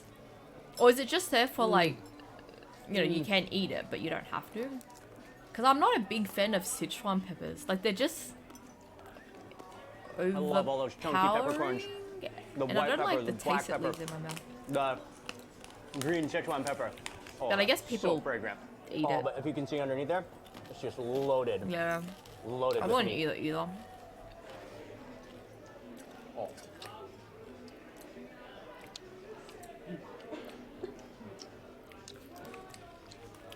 Unbelievable. Oh, so man. sweet, so I'm in flaky. heaven. I'm in heaven. Look, you can just stick your finger in and grab this. Yeah, eating the whole fistfuls of pepper, crab. like, whoa. We just fuck up crab flavor. That's what I'm thinking. It's very strong. But I think it's just for the camera. With the I don't Sichuan know. pepper. I don't think he Wow. will actually eat it. That's powerful. Took a huge bite of that green Sichuan pepper. I'm just almost slightly You got any feeling left? euphoric after that. Yeah. I mean, it's so much pepper, but it's still not overpowering the flavor of the crab itself. The crab's Thank you. still shining through with the sweetness. Just you. the perfect amount of seasoning, not overly salty, perfectly seasoned, so the natural product just shines and is just enhanced, taken to the next level. So how did you get started cooking, Pepper? So my mum, I grew up in a family restaurant. So my mum had 3 restaurants. Here in Sydney? Yeah, Okay. Vietnamese restaurants. Okay. So, you know, I was never really good in high school. So my mum We suggested was I good in become high a school. chef. Okay. But I never wanted I to wasn't work in her smart at all. restaurant, like as a chef. So I was a waiter and a kitchen hand in her restaurant. And then once I finished school, Biggest disappointment. my mum suggested I become a chef because I wasn't smart enough to get into university. You know? So it was something that you I decided felt to it. pick up and- That's right. I was never like, oh, I want to be a chef since I was like a young boy or anything. Okay. It's just something I found that I was good at, so I just stuck to it. Let's try dish number 3. So those noodles have just absorbed all of that sauce with that head tamale.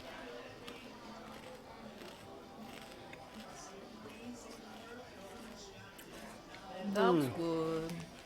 Crab noodles. Oh, wow. Take another shot. So rich and creamy. That's probably like 20 Man. shots already. There's no cream in it, just A little bit of butter. straight up. But That's all coming from the head butter. The head juices. And it's really clean tasting too. And I think also all 3 of the dishes just complement each other so well. So giant Tasmanian king crab cooked 3 ways. Salty. All 3 of the dishes are just different and highlight each part of the crab.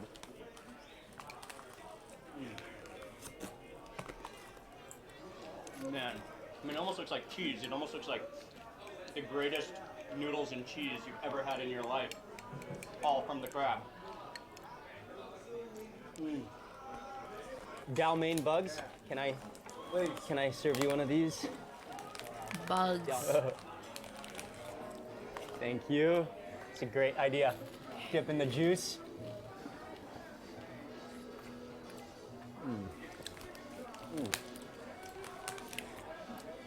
Wow.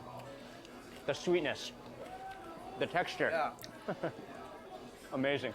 And that is similar to a slipper lobster? Exactly, yeah. Okay, it's a type of slipper lobster probably. Kind of, yeah. Okay. Yeah. It almost is a combination or like feels almost like a cross between a lobster and a shrimp. Like kind of like in between that texture and flavor, sort of. Whole roasted duck. Oh, roasted duck. Wow. Oh my god. Wow. The That's aftermath. good. One more dish here. We have honey glazed sauce with toothfish, with pickled ginger and pickled red. No, I got no So more. this is my version of Oh, broken. like char siu fish. Oh, char siu Yeah, fish. so I use a Glacier 51 toothfish, which is the only sustainable toothfish in the world. Going in for a piece of that duck. Gonna try dip it into the sauce below, and then the next bite we can go into the plum sauce.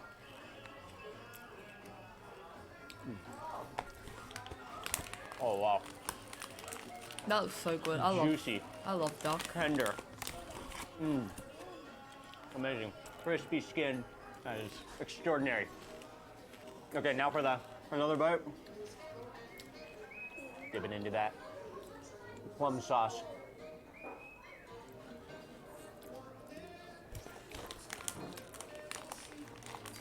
Oh wow. I love it when that skin kind of like you bite down, it kind of squirts a little bit with the fat just coming out. I love that. Oh, with that plum sauce to give it a kind of fruity sweetness to it. Amazing. Amazing. Oh my god. The char siu fish. Yeah.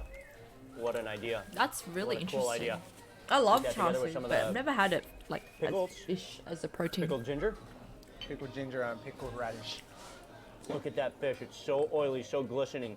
And you can see You that def get a duck, yeah. marinade going 100%. around that roasted. And you get a lot more too.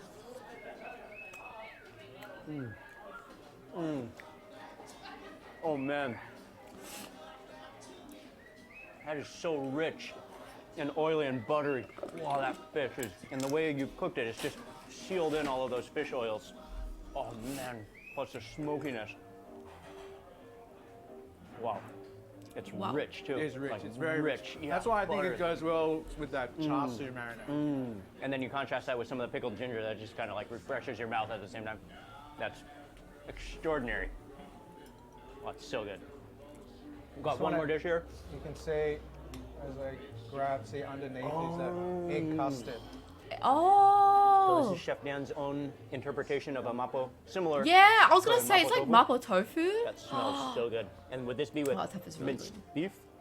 Minced minced- pork. minced pork? Okay. Minced pork Minced with a bit pork. of chili, obviously, Sichuan Okay. pepper.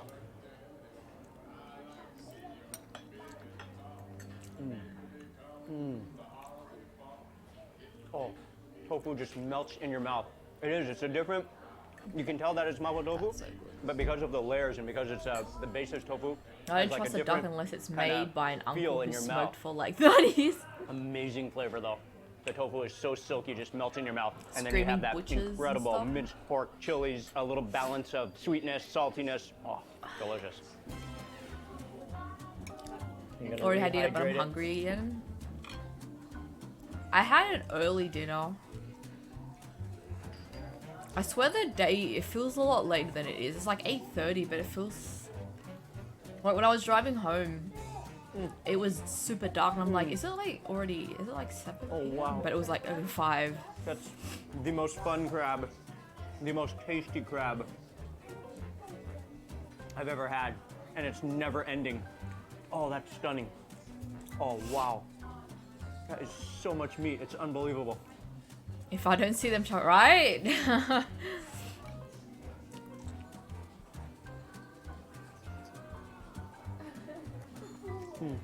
Dude, Thanks, thank you. brother. What a meal. Mate, my pleasure. Incredible. Incredible. Without a doubt, that was one of the greatest single crab meal experiences, tastes of crab I've ever had in my life. Awesome preparation. It was so cool to hang out with Chef Dan Hong. Highly recommended, Mr. Wong. It's a restaurant that you have to try when you come to Sydney, and I'll have all the information in the description box below. What a day. Thank you, Chef Dan, and pure overjoy and happiness. I want to say a huge thank you for watching this video. I wanted Please to remember see to how give it a much thumbs it up if you was. enjoyed it. Leave a comment below. I'd love to hear from you, and if you're not already subscribed, make sure you subscribe now for lots more food and travel videos. See you on the next video. Damn. Maybe I'll have to Google it. Alright. Time to play some Star Rail.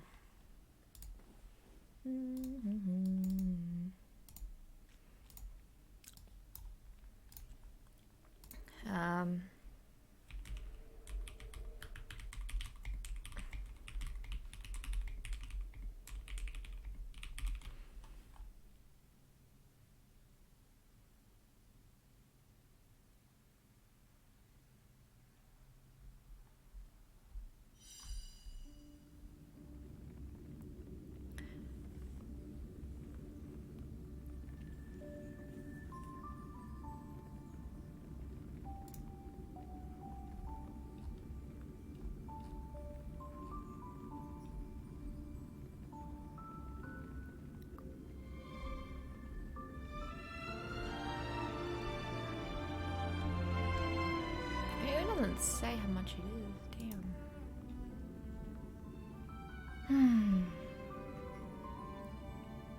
Tasmanian giant crab, averaging $100 per kilogram. Yep, I had a feeling. I was like, it's definitely like in the 500 range, and I was right, because that crab was like 5 kilos, so it was $100 per kilo. Yeah. Plus cooking it, and then prepping it, and then selling it in a restaurant, probably like 700, I don't know.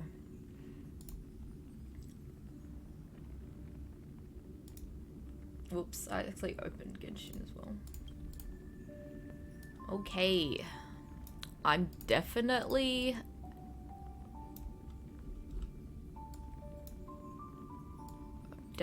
capped.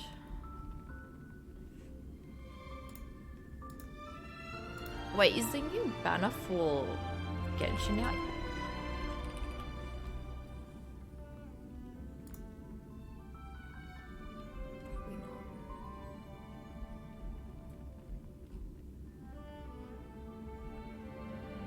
Nah, not yet.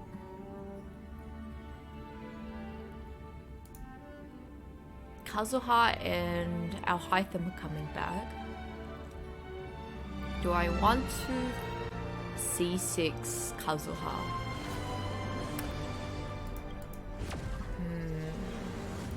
I could get Alhaitham's weapon because I don't have it. It's not a huge difference to the Jade Cutter though. I'm only saying C6 because my Kazuha is C4. Like, he's like almost there. And I like him a lot, so it's like, it wouldn't be a waste. I can't think of anything. I'm waiting for. I've seen the Fontaine leaks of the new characters. Which is pretty cool. One of them looks like amazing. He looks like a, I don't know, no, not a vampire. Like, he looks like he's, I don't know, like an immortal elf or something, in the, I don't know, 1700s. Let's do forgot. Oh no, let's do simulated. Ah, it froze. Hi Vincent, how are you? I put to Wolf, but I'm out of resources. Yeah, same. I got to 16 and I tried to level my characters, and I realized how much resources it takes to get your characters from 70 to 80. It's a huge jump.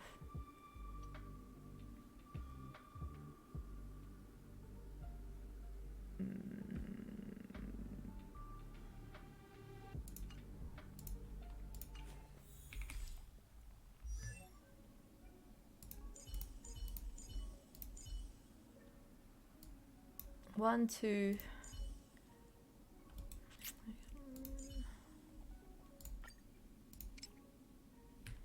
I use it up and I leveled it in like 4 characters and I got no.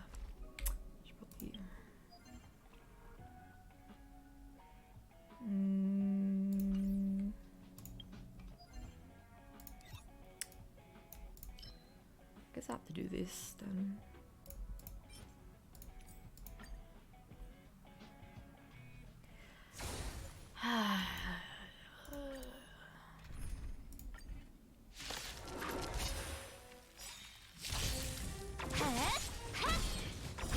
Whatever. I have something to sort of work towards for Honkai Star Rail at least.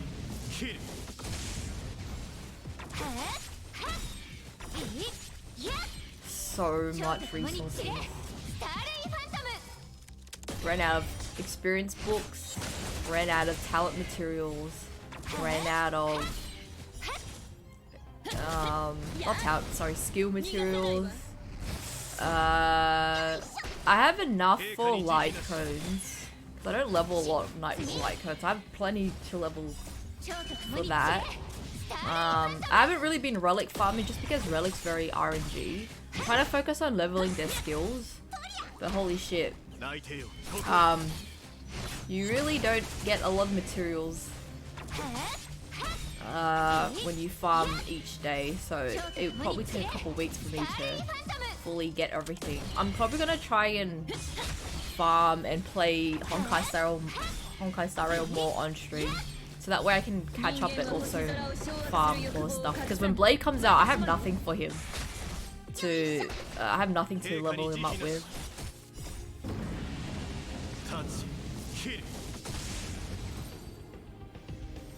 Kinda hope I get lucky.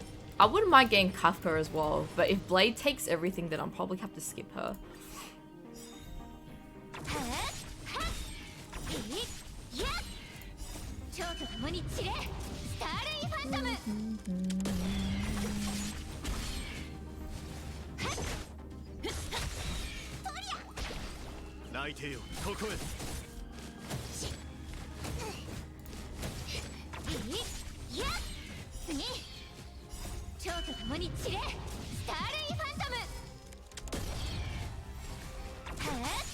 I'm just on Twitter and I see like the weirdest shit being recommended to me.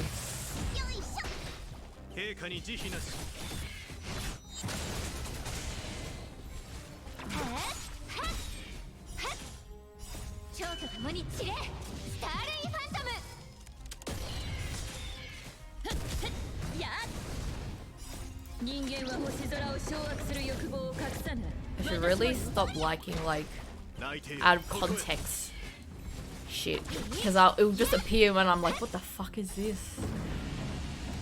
Fighting my damage is too low for Silver Wolf.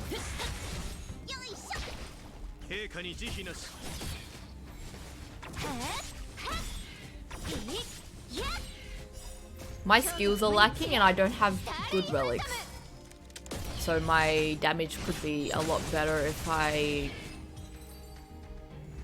got better shit for them. I should probably get the battle pass too, just cause I get like extra shit that I need. I'm gonna get there's one material.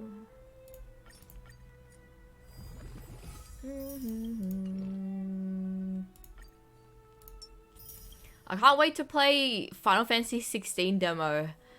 I bit the bullet and I got the PS5, so either this Friday, depending if I'm up for it, I'll probably play try out the Final Fantasy 16 demo, which I'm really excited about. But the next couple of weeks I'll have to eat instant noodles. I'm put it on what is it, Afterpay, so I'm just paying it like slowly in installments. But I thought to myself, I wanted a PS5. It's a pretty good price, $720 for the disc version. And Final Fantasy 16 is coming out.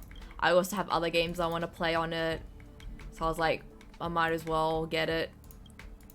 How much you get it for? $7.20. So you pulled the trigger. I did, yeah. I was like, this is probably the best price at the moment. Yeah, I could probably save maybe, like I've seen it go down to like the 600s, but that's a waiting game, and I don't want to wait for Final Fantasy 16 because it comes out this week or very, very soon. So I'm like, yeah, I'll fucking do it.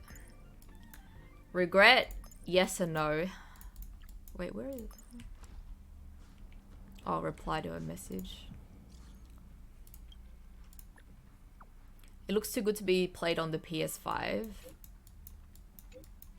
I don't want to wait.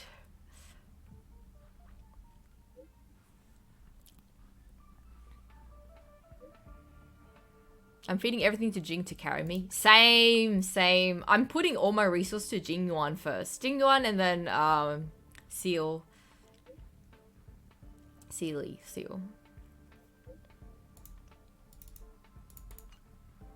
Should probably read these. So I get like free shit.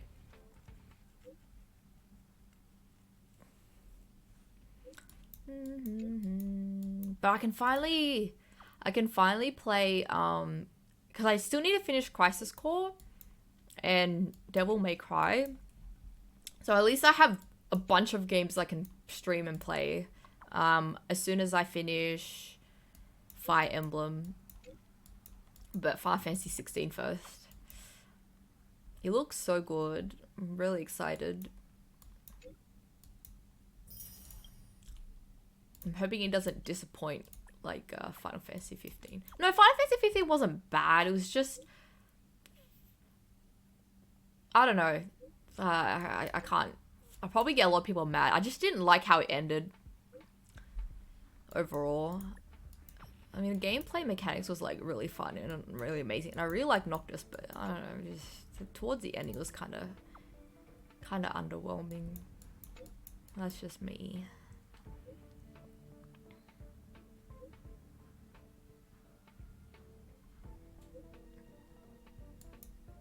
What the fuck?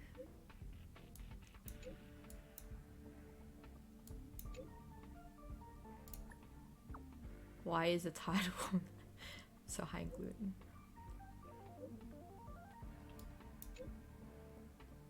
You know, like, it's hard being a nameless. Yes, it is. They did Luna so she had like 20. Yeah, I see. Like, I wanted her and Noctis to have more of a story because the ending was just all of a sudden.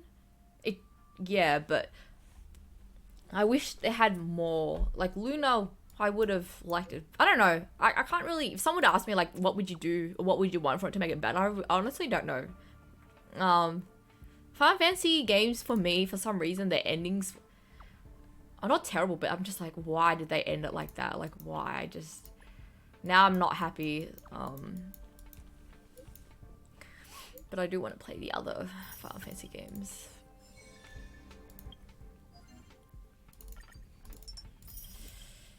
Alright. I do not like this museum game at all. Where is it? It's this one.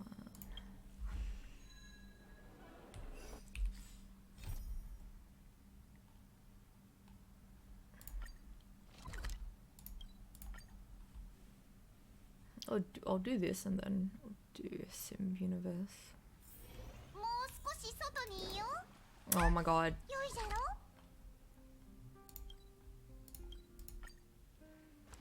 I wish Nocturne did talk more. Actually, it was extreme loss. That's what I felt too. Like, it just, it was like they had this, like, a bit of interaction, all of a sudden the ending. And I was like, wait, what? Where?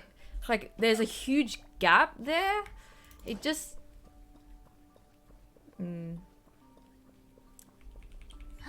City, but you only get to see runes at the end was kind of disappointing. Yeah. I'm just trying to remember. like the beginning of it was just so fun because like I love Noctis and everyone in like in that group, especially Pronto, and the cooking and everything, and just the interaction, especially when like Noctis sees a chocobo and he gets really excited. I'm like, it's so hilarious. But yeah, like towards the ending, I was just like, what the fuck? But it's not the first time I got disappointed by an ending with Final Fantasy. I'm hoping Final Fantasy 16 isn't gonna be the same. It looks better.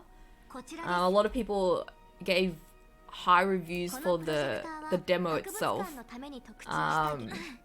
But I felt that way with the Final Fantasy 15 demo. So we'll see.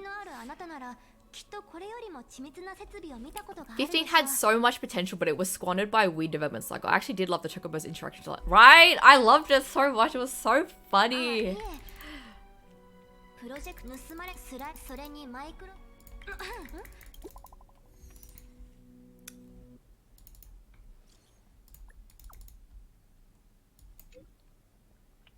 But yeah, Final Fantasy, exciting, so exciting. Final Fantasy 16, and then Final Fantasy 7 next year, which hopefully I'll play when it comes out. Oh. Go here.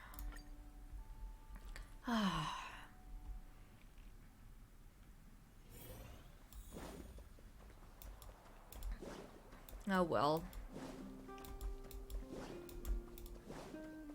Wait, why am I her? Why am I Bailu?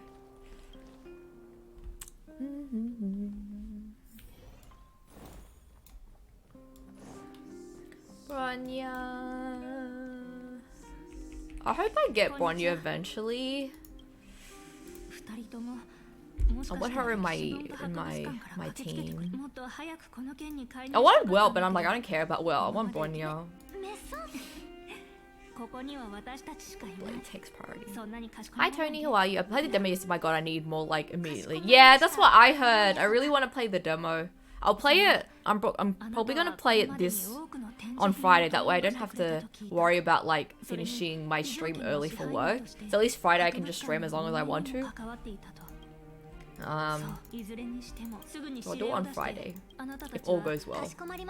I have to like update it and shit. Download the demo and then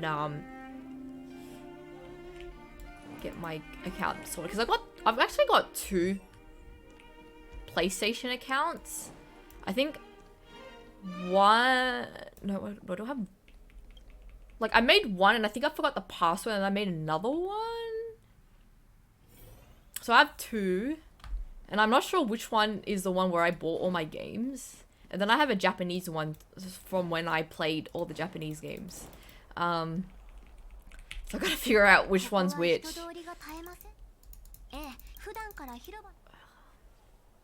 Because my PlayStation, like when I had the PlayStation 4, well I still have a PlayStation 4, but I had 2 accounts on there. So I gotta check it out. Speak with the people.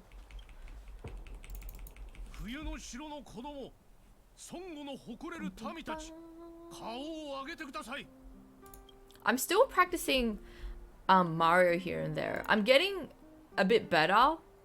I still need to get used to movement wise, but I definitely see an improvement in terms of like certain tricks. Like it doesn't take me too long to get it.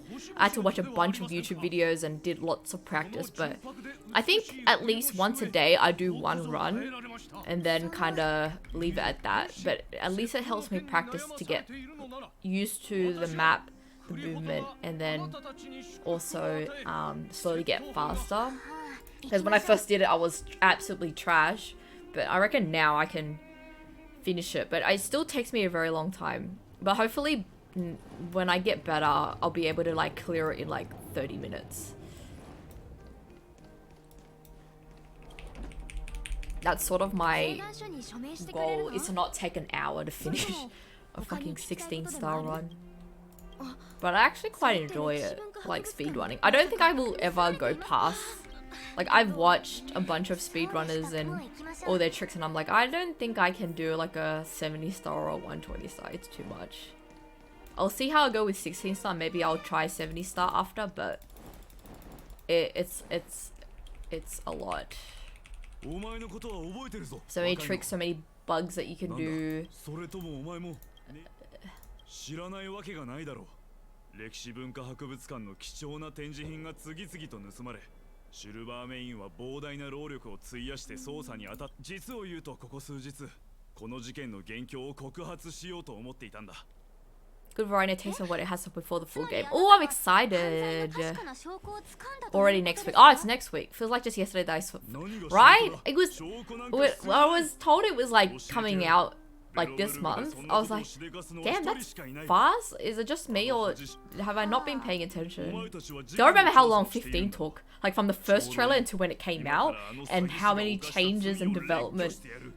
How it developed. Like the first trailer looks so different. It looked so different to like the recent, like the last trailer they released, especially like Noctis and how it looked. Because I know that they changed developers and all that, but it took like what, 10 plus years.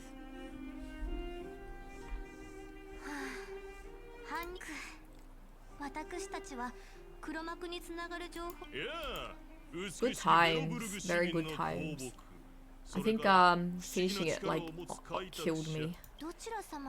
How long did it take me to do? I actually took a break. I played it for a bit and then I took a big break and then I came back to it and I forgot everything, but I learned from then on, it's like if I don't finish a game straight away, I'm never gonna come back to it until like 3 months later. But I think I like degened and played it non-stop after until I finished it. And yeah, I struggled. I was really shit at the game, so a lot of the bosses took me ages. But I got around to it eventually, and then once I finished, I'm like, holy shit. What a journey. I think I still have the PS4. レムスティーンさん、私たちに何か用でもあったのですか？なあ、そうだ。お前たち、しばらく広場をうろうろしながら立ち止まっては誰かに話しかけていただろう。大方、何か重要なことでも調べているんじゃないか。I watched the Final Fantasy VII Rebirth trailer, and I'm like, oh my god, young Sephiroth, little young kitty Sephiroth, and he looked hot. My god, I swear to god, Final Fantasy characters are like, they just set the bar so high for me.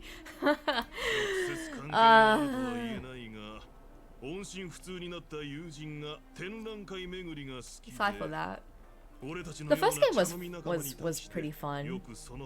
Really hard though, and the DLC was really hard too. I took ages to finish the DLC.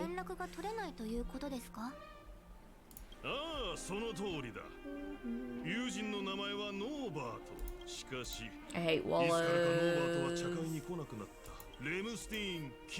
This dude, right? 一度は大きなことを成し遂げる。そのノーバートさんですが、どのような職業に就かれて？いや、わからない。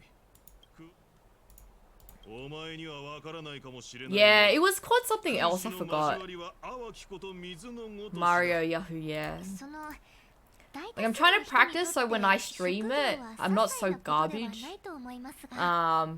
I still think I'm far from like actually doing a proper speed run, but I'm learning little by little the more I do it, so that's progress at least. So I think that would be my, I guess, my goal,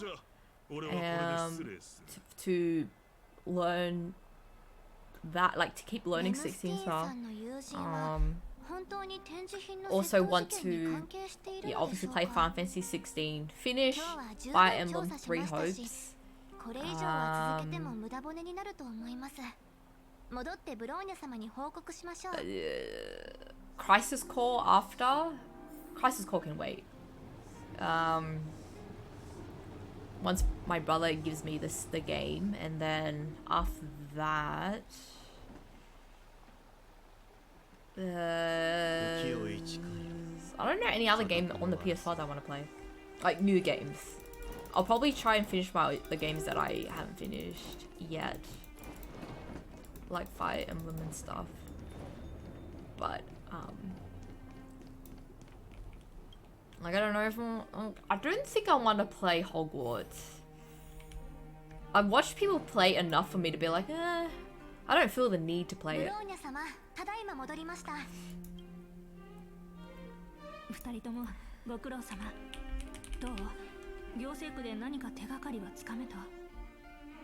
文化財窃盗事件に直接関係のある手がかりは得られませんでしたが、一つ気になることがありまして。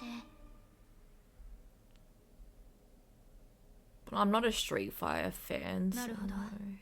レムスティーン家の霊族からの情報。ノーバート。Whoa, Crisis Core's on sale. That's so cheap. There's no point me buying it because my brother already got one. Less than 3. Less than 3. Thanks, Michael, for 37 months. How are you? Have you been well? It's Wednesday today. We're halfway through the week. Thank God. I mean, I know it was a short week because we had a public holiday on Monday, but still. Thursday. We're close to Friday. FFF 13 versus. Yeah, that's right. It was versus. That's right. Forgot about that. この件を頼んでもいい？ノイアー大臣の官邸を訪問して自社たちにノーバートの行方について尋ねてみてほしいの。かしこまりました。大守護者様。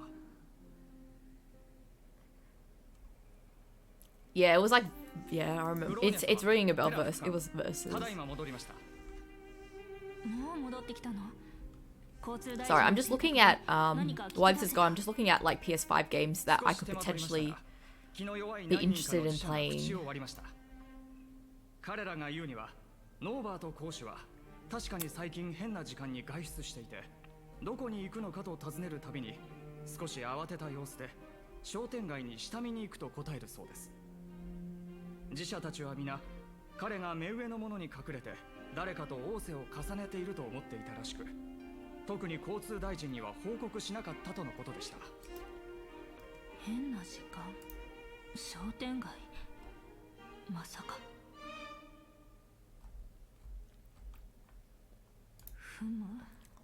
Whoa, it's only $20. Holy shit. Does that mean bad? Or just not popular? Oh, which kind of means it's probably not as good. Stars above. God of War. Brats? Okay. Goat Simulator. Teenage Mutant Ninja Turtles. Oh, Persona 5! I forgot about that game. I haven't played Persona 5 yet, and they announced a remake for Persona 3. Oh I hope they remake Persona 4. I saw the trailer, I'm like, holy shit. As someone who played it on the PSP, the graphics and everything, I was like, oh my god. Are you buying more games? No, I'm just thinking about games in the future that I want to play. Persona 5 is a time sink, yeah. It was also much edgier. It would have been interesting, but I did like the Noctis that we got. Yeah, it wasn't Noctis a lot more like, not evil, but his demeanor in the first trailers, like the early trailers, like when it was announced as Versus, a lot more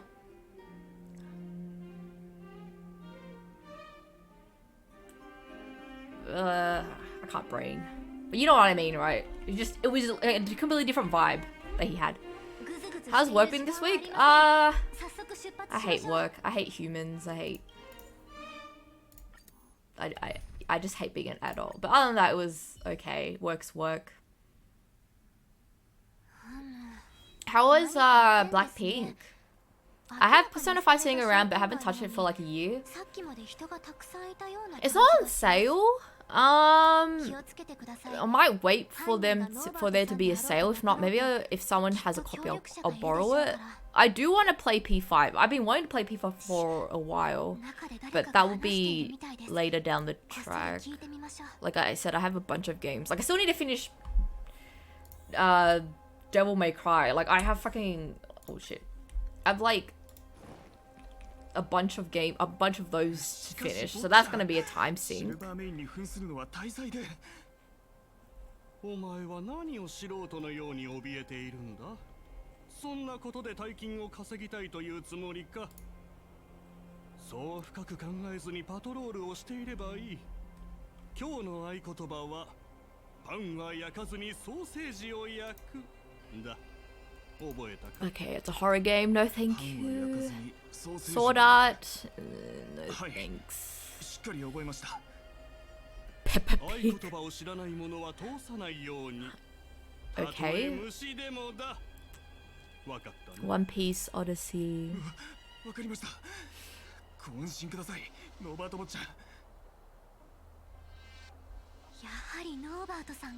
Farming Simulator, nice. Temtem. Oh, Temtem's on PS5. Okay, I think I remember Temtem when it was released. What was it? When was it released? It was a couple of years ago. They released I got a key, and they gave me a key and an extra key, so I could give it to a friend. And I remember I was so excited for it that I streamed that night. And apparently it opened at 3 AM. So I slept for like 2 hours and a half, and I went on Discord with friends to play it. And it was so buggy because it was like so overcrowded. And my game kept crashing. But a lot of people were like that. And I remember being so excited, and I'm just like, that was all for nothing, because I ended up never playing it after that. But I was like, people were like, oh, it's like Pokemon, you know, and like there was so much hype for it, and so I was like, yeah, I'll fucking try it. But I had like probably like 10 minutes of gameplay, and then the rest of it was just purely being stuck because the servers were overloaded. I couldn't move my character, so I would just stand there. It would just be like waiting, and then I get kicked out, and then once I sign back in, there's a queue to go back in. So it was literally just waiting. But me actually playing the game was probably like 10-15 minutes. So it was not worth waking up at 3 AM and not sleeping just to play it. But yeah, Temtem was an example of that. Just because it's a hype game doesn't mean it's gonna be good.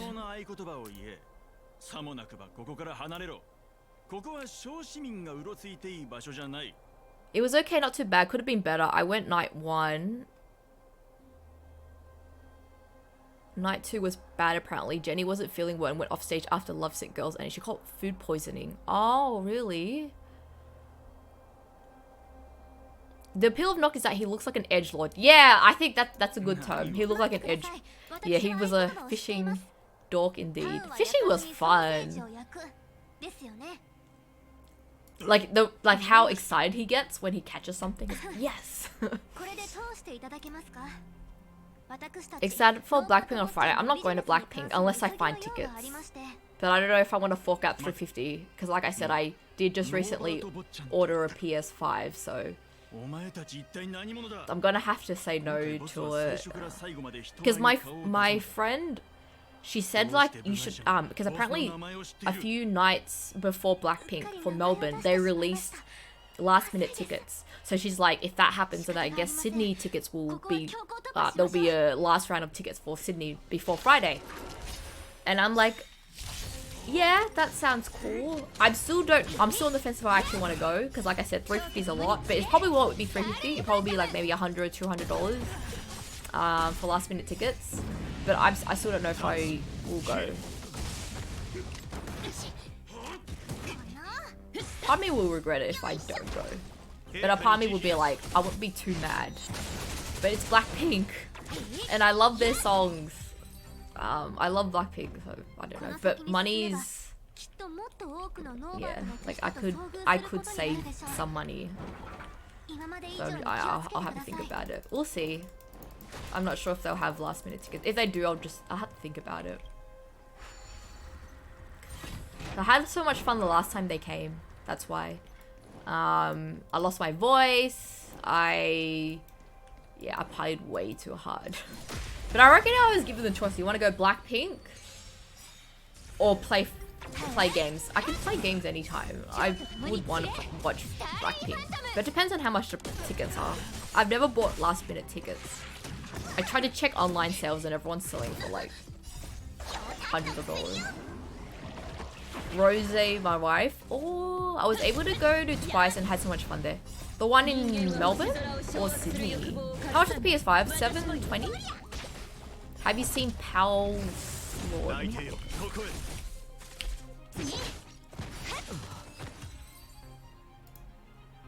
Oops, I spelled it wrong. I'm like, what is this? Oh shit.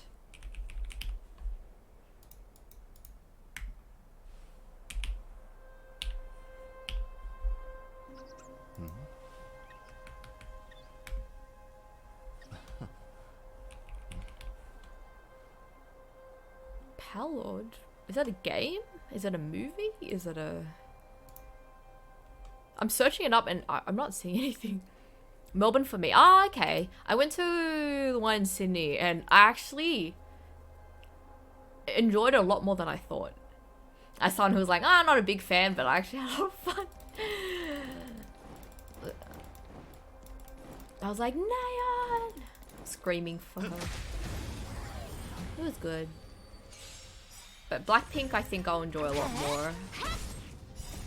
Blackpink... Probably New Jeans. If New Jeans did come to Sydney, I would go to their concert. Stray Kids, BTS, they're probably the groups I would pay money to go see. With the other groups, I'm like kind of on the fence about...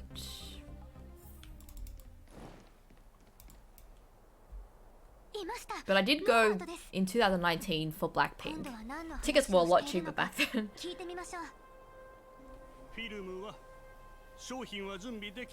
Like, I've got the light stick and everything, so I don't need to buy a light stick. I looked at the merch. Merch wasn't that great. It was a bit underwhelming. I felt like the first concert, they had much better merch. Like, they had nicer hoodies, nicer shirts. This year's one, like, not so much. I feel like other countries had better merch than us.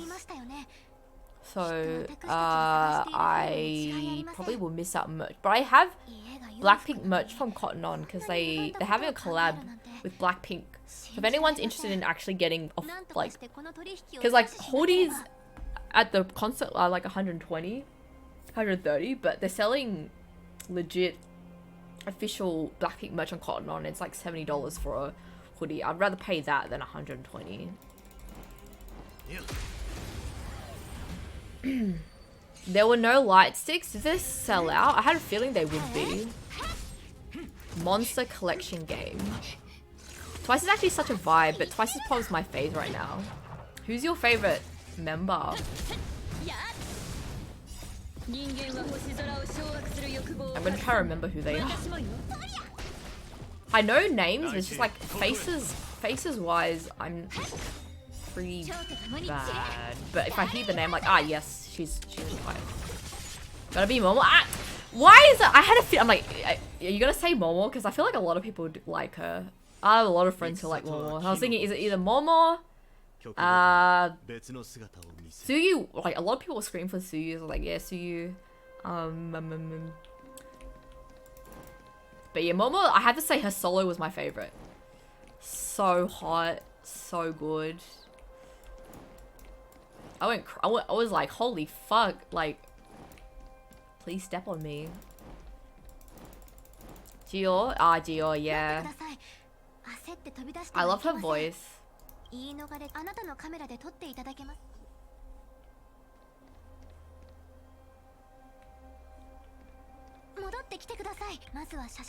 Oh.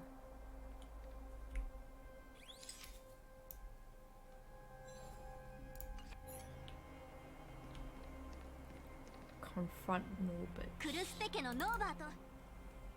Momo killed me in the room and reminded me that 2 minutes she danced. Right?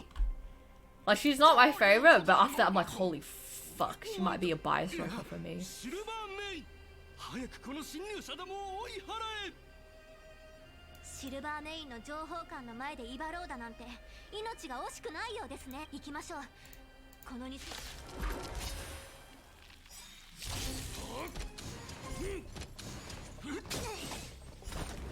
承よ。タッチキル Don't want to go back. いい度胸ね。 It definitely would be a unique experience. It just... We'll see. I'll just take it as it comes. If I get tickets, I'll buy it. I'll go by myself. If I don't get tickets, it's not the end of the world. I won't be mad. I'll have something to do. So on Friday, if I get tickets, no stream. Sorry, if I do have tickets, no stream. If I don't have tickets, I'll just play Far Fancy. Hi Bobby, how are you? Have you been well? Try to fix my sleep. Been sleeping terribly the last month or so. Like this whole month, I think I've been sleeping like shit, and I'm trying to fix it. I mean, at least last night I didn't sleep too late. By too late, I mean like I didn't sleep at like 6 AM. I slept at like from like almost 4 AM. So that's a start, I guess.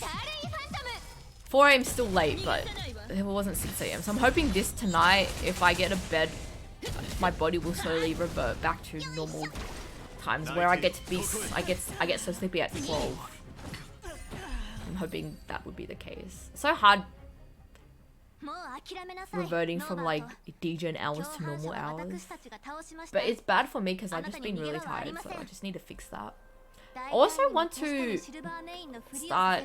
I haven't touched my keyboard, my piano keyboard in a while, and I kind of want to get back into that. So I think that's another thing I do want to work on, but that's like... I don't want to overwhelm myself, but that's something like... Hopefully I can go back to learning... Trying to get going in terms of like my hobbies again. Because I think the last couple of weeks...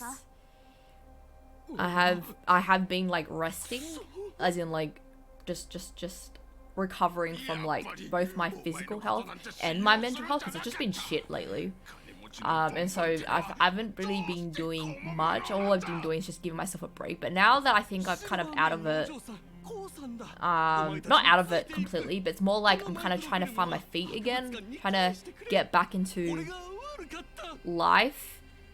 I think that's one thing I want to take a step forward with, is like, because I feel like hobbies do help distract you in some sort of way, or at least help me not be sad all the time. And other than games, I think piano will help me kind of get back to being creative and all that stuff, and we'll go from there. So there may be me practicing like piano streams in the future. We'll see. Oh shit. Speak with Pell and leave backwater class.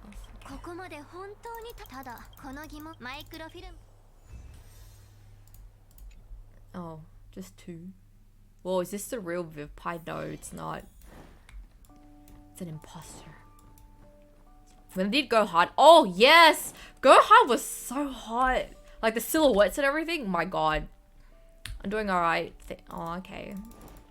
I hope this week gets better for you. How are you, Slash?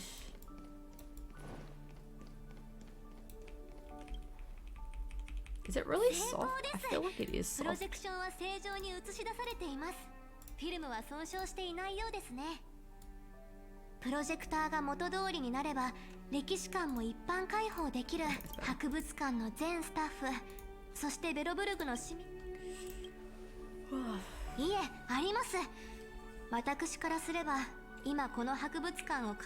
Young Pella. I'm not sure how you say her name. 過去のどの解放よりもこの十数年の間に仮想部で大人になった世代には貴重な芸術や歴史の親戚に触れる機会がありませんでした。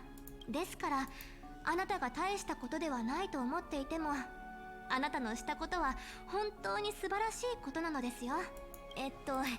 私は何を言っているのでしょう。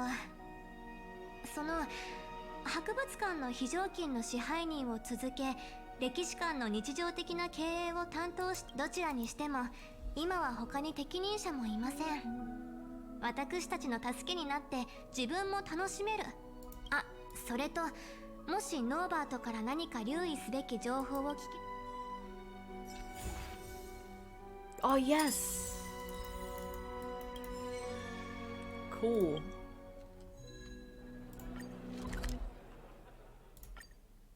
Oh shit. Oh no, that's fine. What was I doing?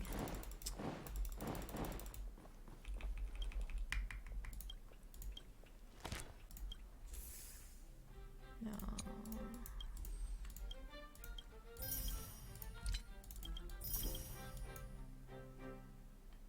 Oh, Jeopard. Oh.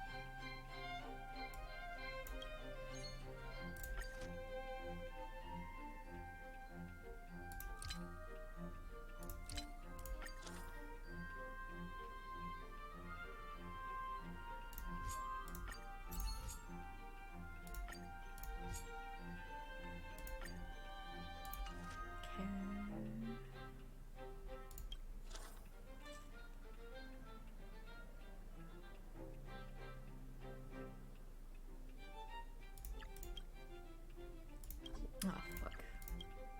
That's what I have to do.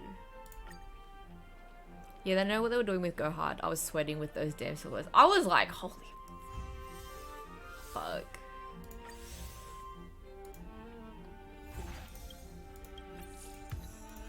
What else do I enjoy?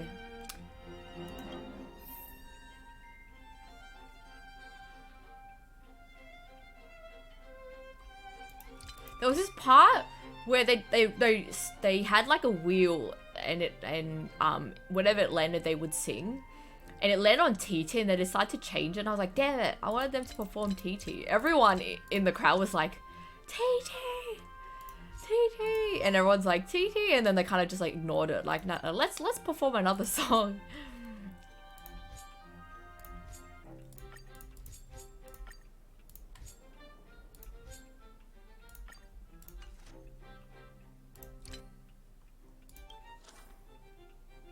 Oh. Yes. Wallace carrying.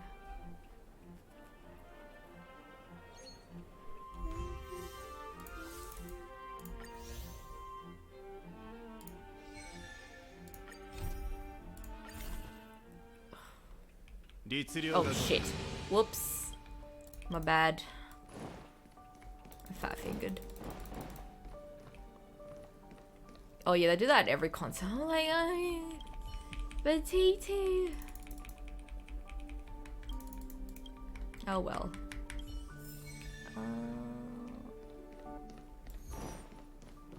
At the Golden Theatre.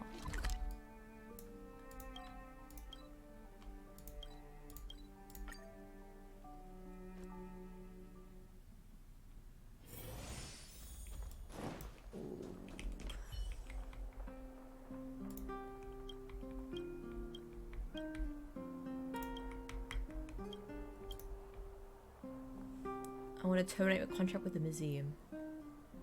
Fine by me.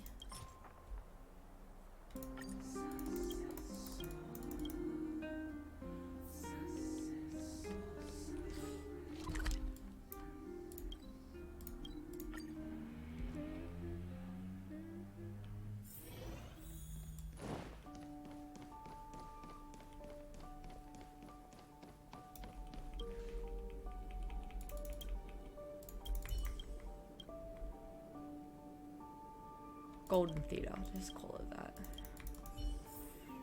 Place it. Oh, fuck's sake. Oops.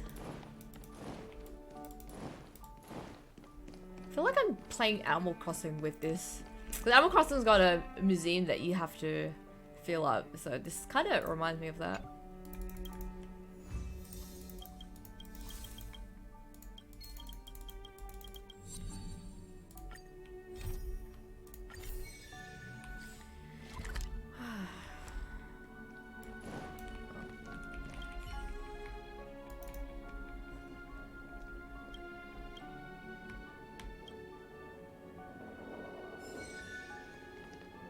Oh, it's done. Cool.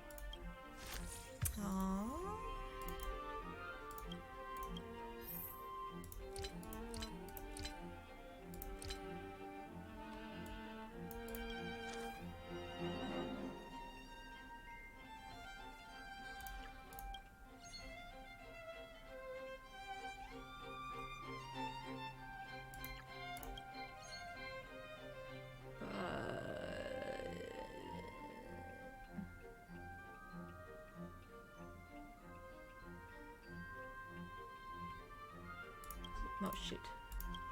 This one's fine. Hi Bless! How are you? I'm probably gonna end my stream at 10. Just so I can... Oh yes, Jetpad. So I can try and sleep. But most likely I won't be able to.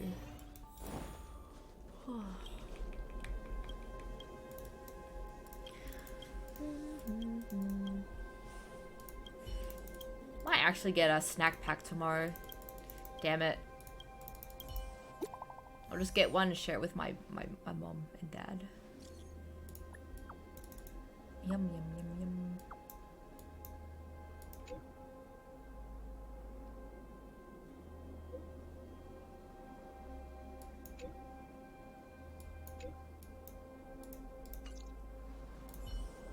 Speak.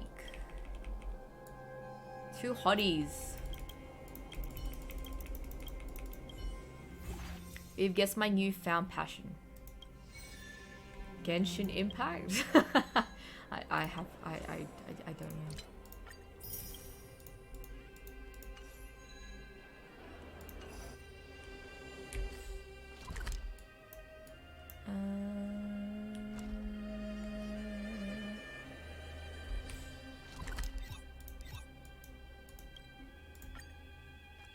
Is this where I need to go?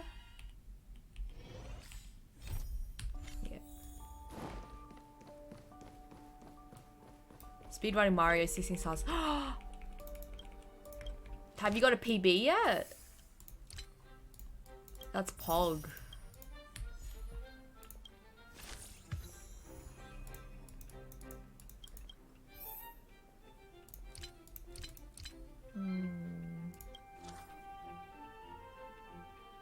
Five.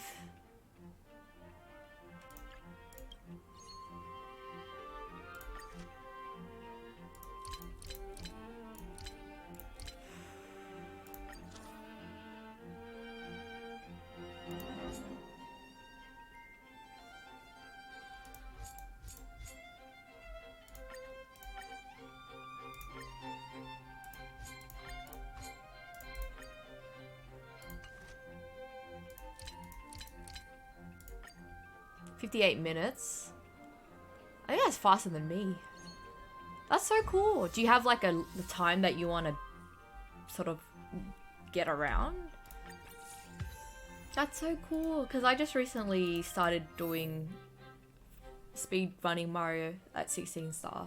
I haven't got a PB yet because I'm still learning. But I reckon if I were to do one like straight off the bat, it'd probably take me an hour to do. I always fuck up Mips, Owlus. I know Owlus is like stupid, but I really wanted to learn it. And the first Bowser stage, I always struggle at the trying to speedrun that fucking map.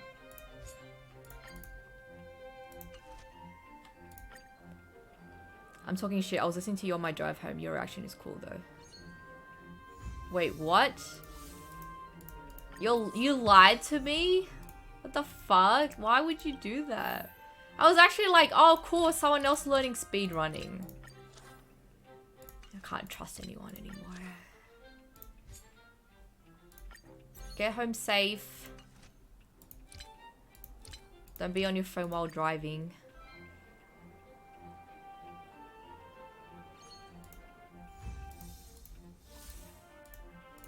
You should try it though. It is a lot of fun. Really hard, but it's like challenging.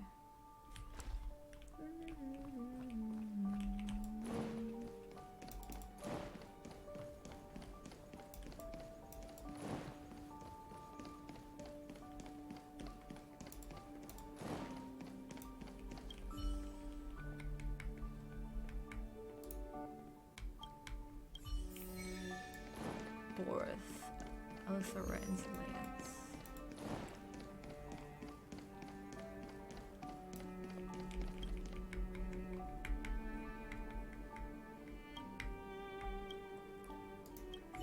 Looking for me?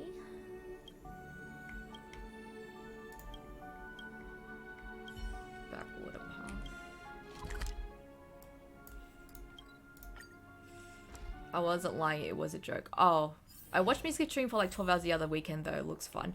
Oh my god, really? I was just watched a lot of human simply playing Mario and then just watched the older videos where they started learning it. That's when I got into it.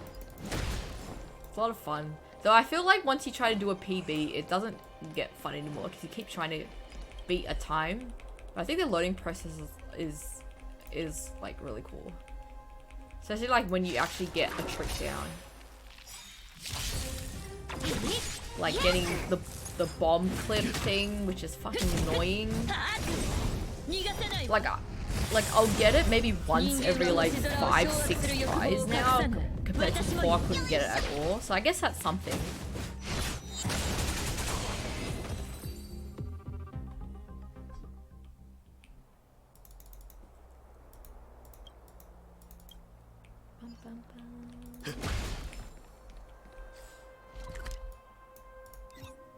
Back here. Ugh. I'd hate watching the loading screen. Yeah, because he wants to beat Lucari's PB. He wants to try and beat it. I feel sorry for him though, because it's just unlucky. Like you'll scroll up one thing and he has to restart all over again. It's so funny as well, but also at the same time, like I do want him to at least have a successful run because I'm frustrated. Like if I was him, I'd be so frustrated trying to do one successful run, but I keep fucking up one single thing. He was close many times. Like he'll get close and then he'll miss a Bowser throw and I'm like, fuck, that hurts so much. Like you're doing so well, you're beating your PBs, you're on yellows, and then you screw up one thing and you're like, you gotta start all over again, and you keep doing it. So I know how that feels. That's gonna be me one day. Wait, what the fuck? Oh, I did click it.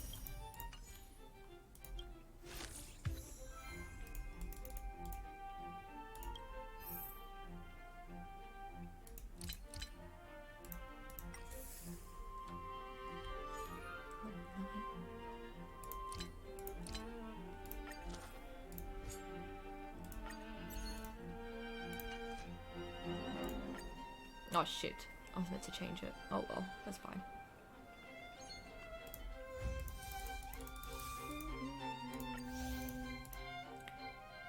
General interior hall.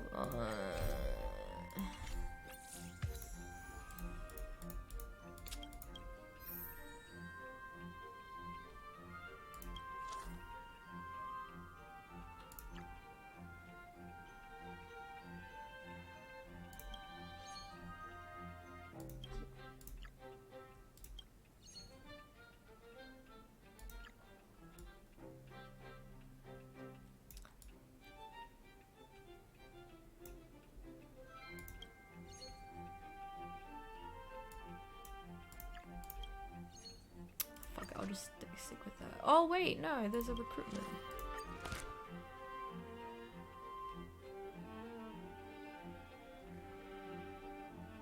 Oh, these are...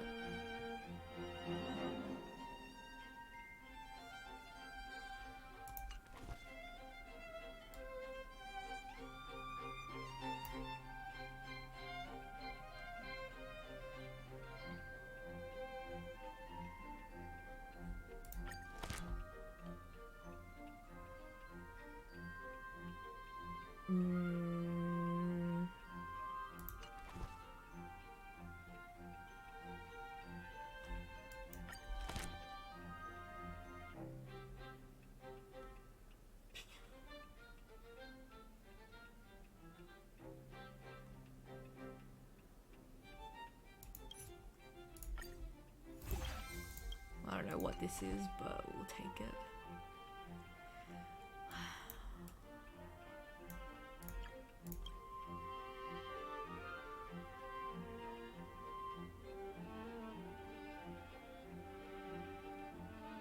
Okay, that did.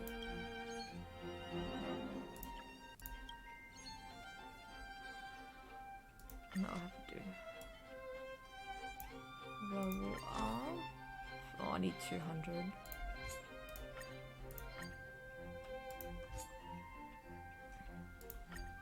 I'll sleep now. See you on Friday, hopefully. No worries. I hope you get good sleep. See you on Friday. If I don't end up going to Blackpink.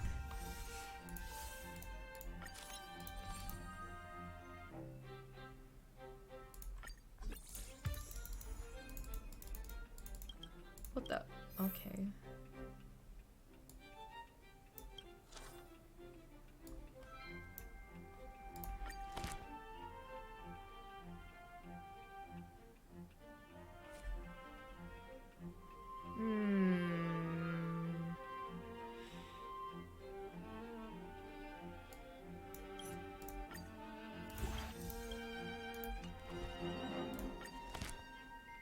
Oh shit.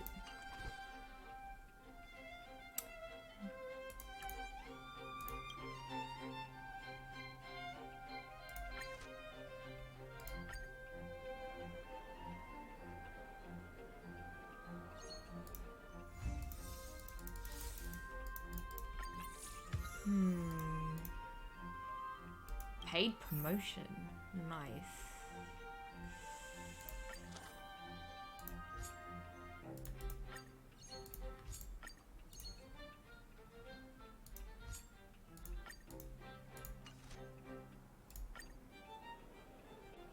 These are all 4 S's. Nice.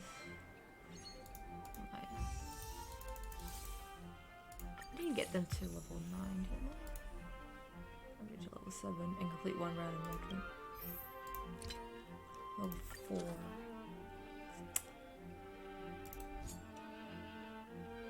Hi crew. Whale pie. No whale. Not in this game. Hello, how are you?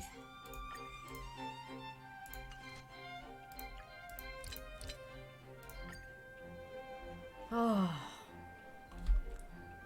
Running a museum. If only it was this easy.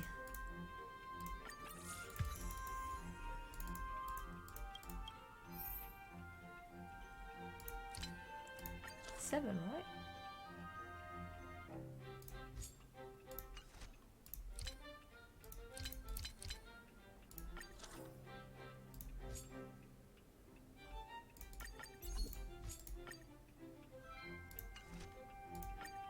You will when Blade is here. Maybe. I hope it doesn't have to resort to that, because I saved quite a bit in terms of like gems in this game, but it might have to be the case if I want his light cone. I think I do want to get his light cone, just because I love Blade so much. I'm willing to like throw everything at him. But luckily that's not until later. I hope Kafka comes first and then Blade, so I have even more time to get like to farm for him, but also like save up. But I don't think I'll like go too crazy anyway.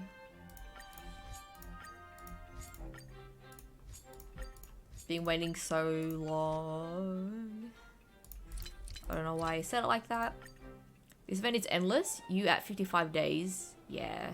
Imagine skipping. Bro, like, she's hot and shit, but I prefer husband those. Besides, I reckon they'll do reruns anyway. I won't be too mad. I reckon someone better will come along. I don't know who, but someone.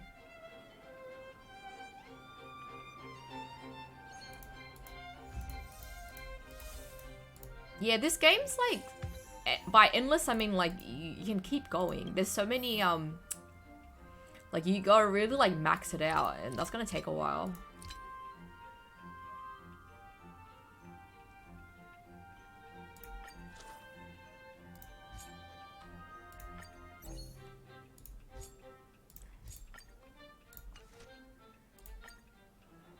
It's hard work.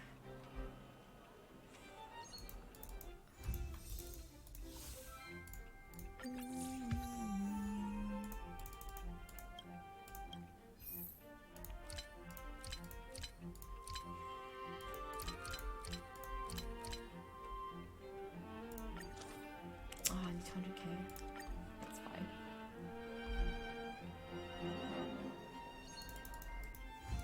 This should be it.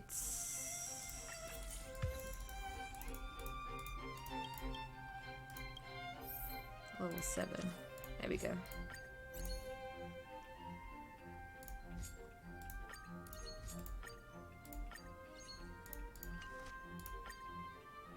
This should unlock the next one.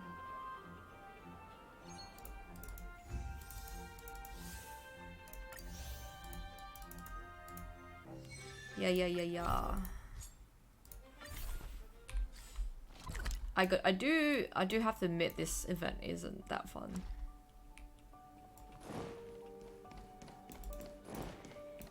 Yeah, do what you gotta do.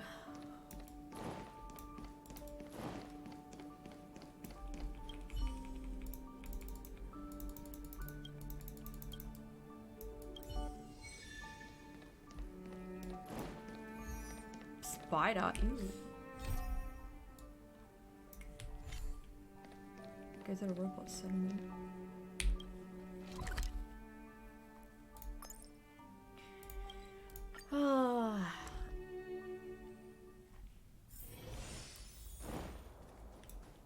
I'm assuming they'll do like a live stream for Honkai Star Rail next week or the week after. We can see more gameplay for Blade and whatchamacallit.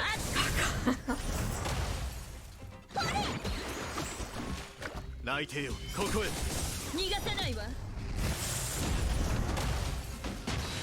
was gonna do Sim Universe, but I think I'll skip it today. I have like this whole week to do it anyway. I need to level up my characters to 80. It will make it easier to do. I'm sure I can do it at my current state, but I need to level them up.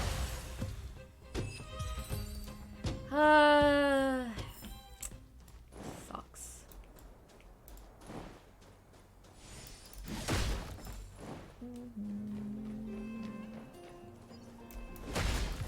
I'm excited for the new Genshin characters in Full Fontaine though. I think that's enough for me to get back into the game, to be honest. But then after it, I'll probably like build it and be like, okay, I'm done. Time to stop playing Genshin for a bit again. I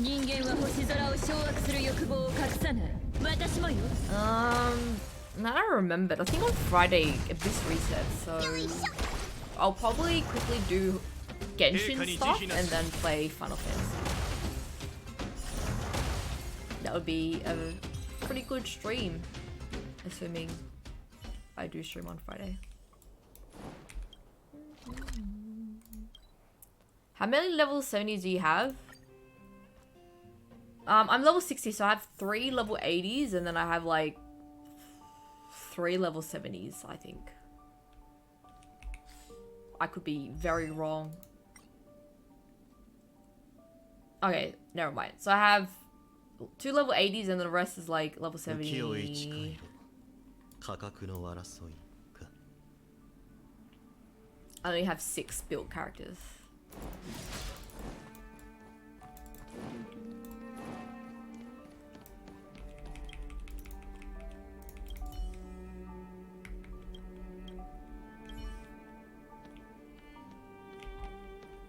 I might put Youngtin on the side. So that way I have materials to build Blade and then maybe I'll build Youngtin after. But I think my priority right now is building my main team, which is Himeko, Seal, Sealy, Jingyuan, and Bailu. And then the rest of them I can just build later. But those are my priorities at the moment.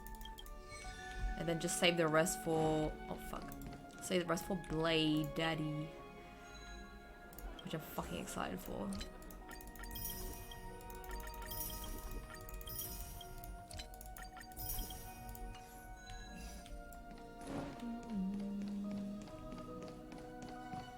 Genshin has fallen off. I would say so, yeah. It's still popular, but there are definitely a lot of people that I know don't really play Genshin that much. Which makes sense. But I reckon when Fontaine drops, I'm gonna get back into it. Because I really want to build... I really want to get the Hydra Archon. And also that new dude that's super hot and looks like a vampire.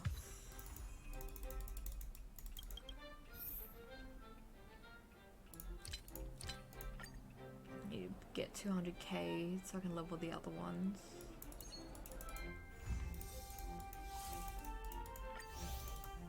Upgrade history got to level 3. Oh, wait, I have another one. Oh shit, I forgot.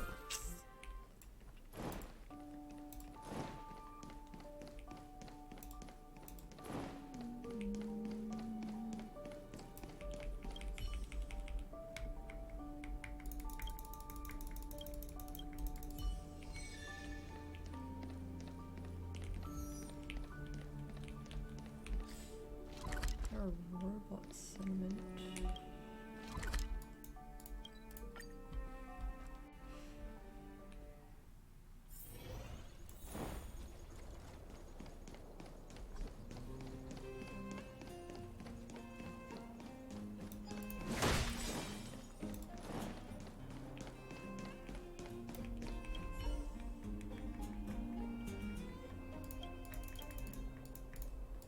Let's fight. I need to go to the bathroom. I'll be back.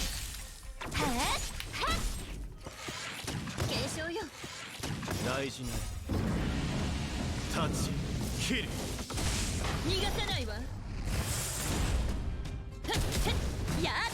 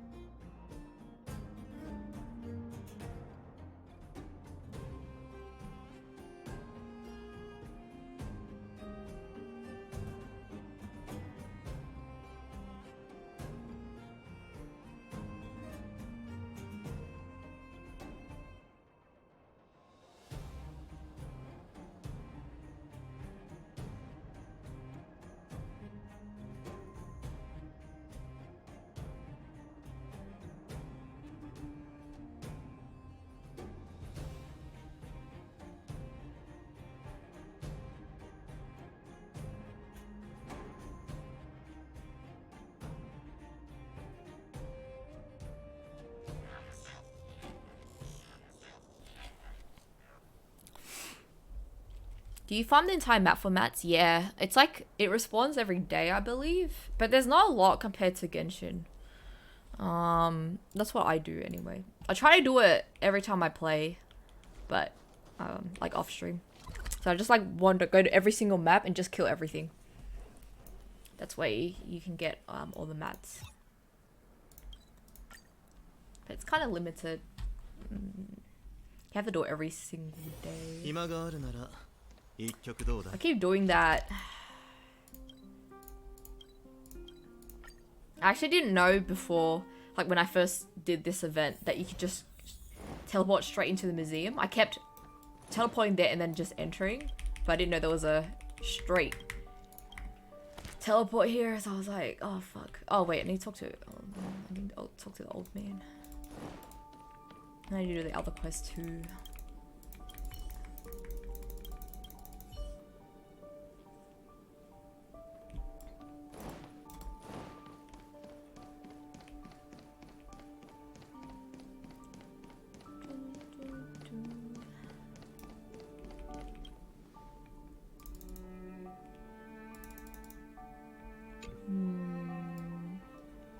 Nice.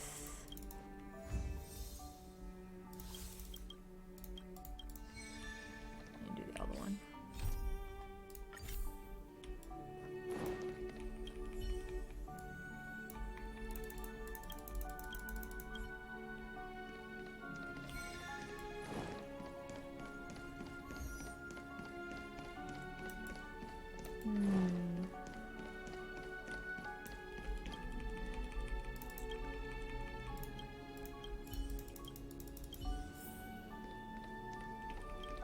Did you finally finish your dailies for this?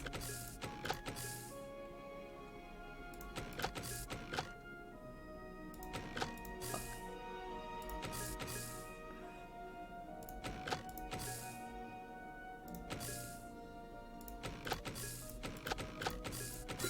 There we go.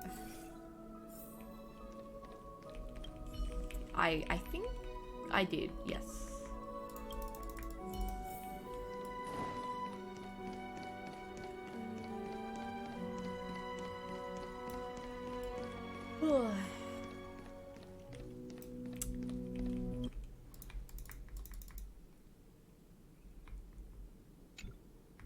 Nice.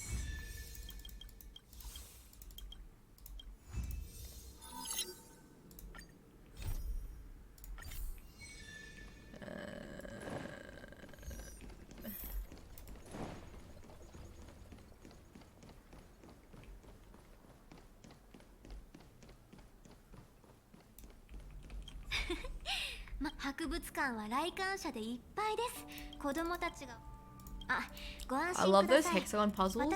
I don't mind them. 今までずっとそれに彼の知識と経験だけでは知恵と歯車をバラバラ。私の予想通り彼は半日も尋問しノーバーとのそのコールドフットとやらは博物館の展示品の多くはシルバーメインが強行手段で個人収集家から奪い取ったもの。このようなデタラメ。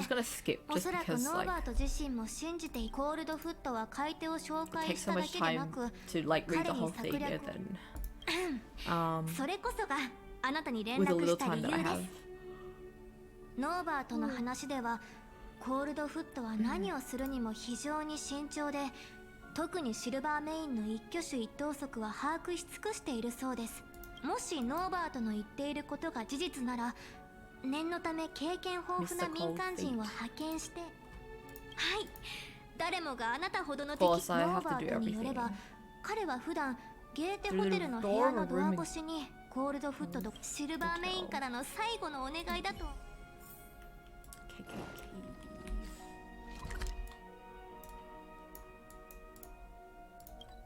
A door. Hi, Fortune. Pella's like your cute, adorable nerd. Like Sucrose.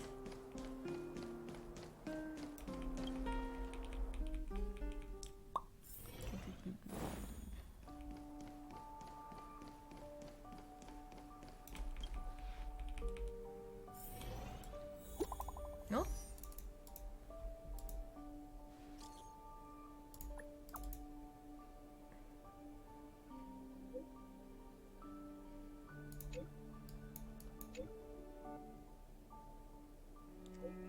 Three light knocks, two heavy knocks. 3 light knocks.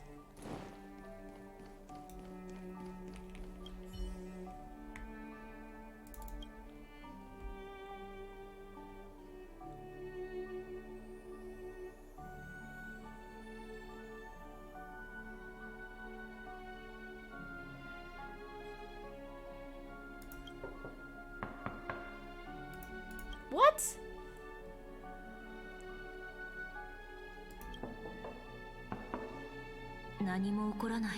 おやあなたシルバーメインそうなったら僕は急いで逃げなけれ That ば sounds な like りません Sampo. もう十分に儲けることができたのでなんとその言葉感動で涙が出そうですって冗談はやめてください僕たちは共犯関係なんですよわかります共犯もういいでしょ Enough chin wagging. 早くマイクロフィルムがいくらで売れたかまずい適当な Fuck. 50 in the middle. 5万そういえばそれともあなた疑われ始めてる次の質問はよくところであることをど忘れしてしまったのでこの前歯車と知恵を解体してから隠すようにFuck. 20? Can you remember how many pieces it had? 40? 60? I wasn't paying attention.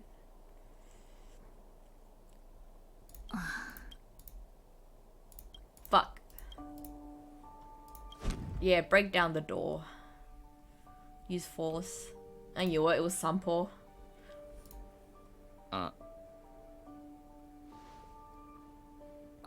Look at that face. これは僕のお得意様ではありませんか Did I miss any food content? Yeah, at the start. Watched our Mark Wins in Sydney. 僕たちの友情の橋は常冬法にかかるほどだ Went to a lot of popular places that I know. ですがそれはただの憶測で証拠はないそうあなたのせいではありませんこの散歩最近はお行儀よくしていましたからシルバーメインキンクで見張りをしている衛兵に朝食を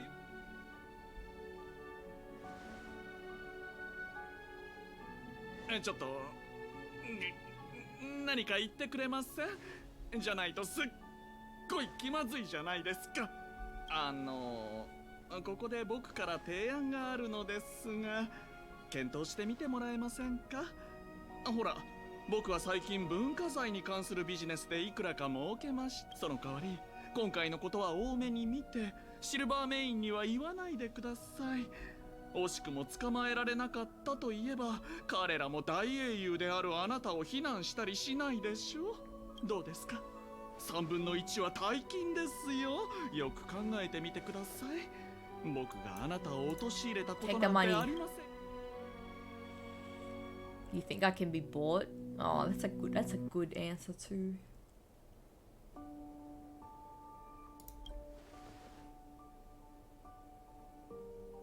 Give me 100%. なんて頑固なんですかわかりましたこの散歩まさか自分のお得意様の手で失脚することになるとは早くしかるべきところに通報してください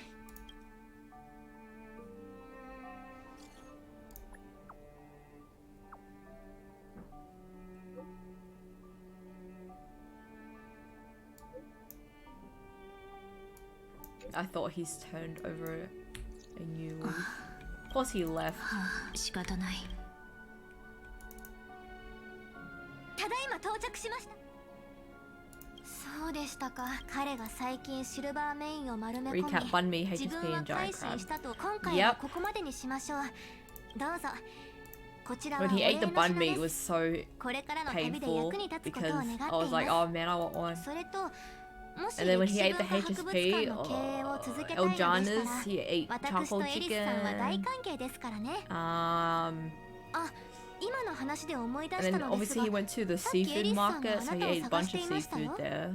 博物館に行って彼女に話を聞いてみてはいかがですか？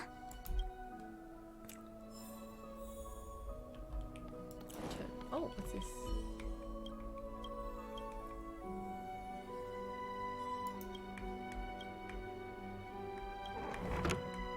Go Narnia.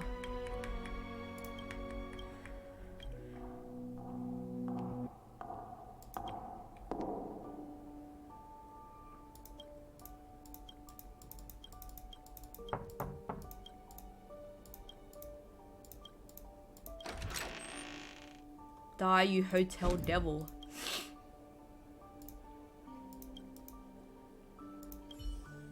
Wait, what?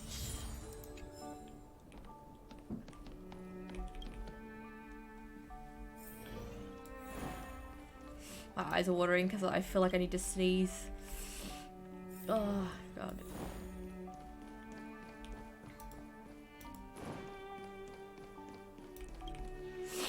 Oh, I need to wrap up soon. Attendance,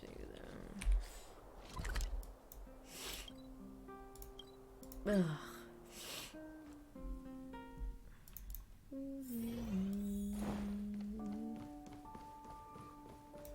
Wait. Doing a whole universe event with 11 days left. Yes. Doing my homework early. I also need to do Genshin stuff too. Ugh.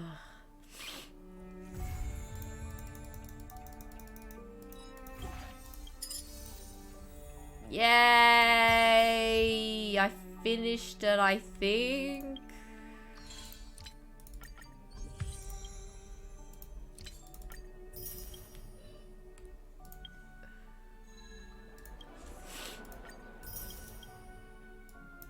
Phosphorus Glory.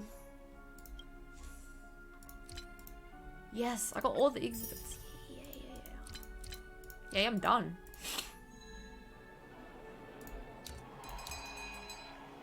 Oh, I still need to do the Star Hunt game. Fuck.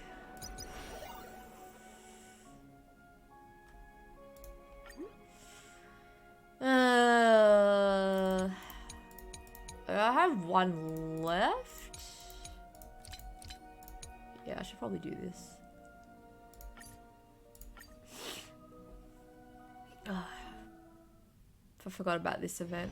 暇があるなら一曲どうだ?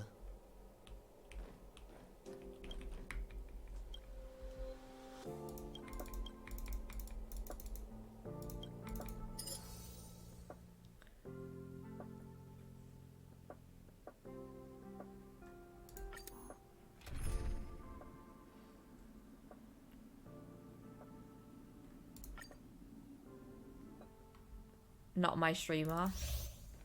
But you'll probably never finish an assignment as fast as she finishes. Yeah, I guess so. I usually do it last minute, but there have been times where I finish shit early. The secret is, I would stay at the library, and that caused me to be, it forced me to be productive. So I remember telling myself I'll finish a 5,000 word essay the night before, so I started at 6 PM, had 2 energy drinks, and then I handed it in at 12 PM the next day without sleeping. And I kept doing it. Keep telling myself I'll never do this again. I hate doing things last minute, but I always do it. The pressure helps, I think. For me anyway. I mean, I passed. You know, at least I didn't fail my courses. That's just a lot. I did it for high school as well, I didn't fail. Did I fail? No, I don't think I failed anything. Though there were times that I did really badly in an assignment that I didn't study for. Like there was a test and I was like, fuck, I don't know anything. And I think I got like 30 out of 100. But because it was only like, what? 10% of the final mark at the end, like it didn't matter.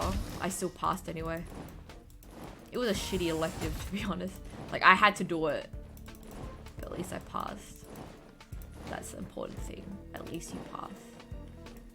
Find a way to leave.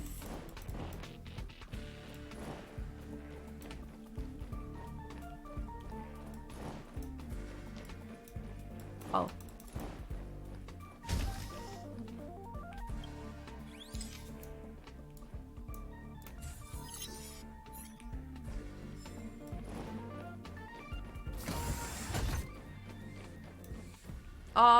Shit.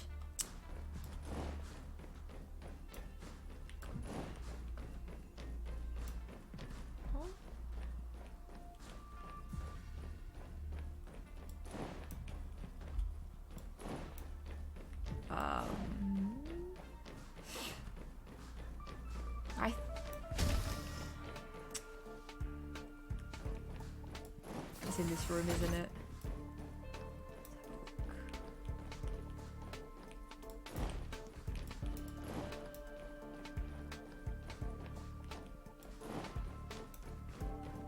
Where the fuck is it?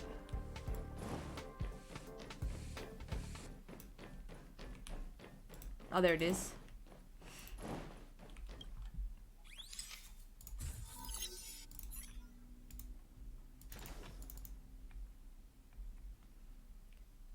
What was the essay on? Something about that's a good question. I don't fucking remember. Oh, I actually don't remember. When I finished TAFE and said I was done with study lull, then I went back to uni and said I will be done after this bachelor, but now I'm thinking of going ahead with the masters, 2 more years after this year. That's fine. I actually was gonna do my masters and then I changed my mind last minute. My teacher was probably like, what the fuck? But I was like, yeah, this is not for me. I don't regret it though. I think it's definitely what I wanted to do. What I didn't want to do. Kind of was pressured to do it or felt like I had to do it to impress my parents. But I look back and I'm like, I'm glad I didn't do my masters. It's not for everyone. It wasn't for me.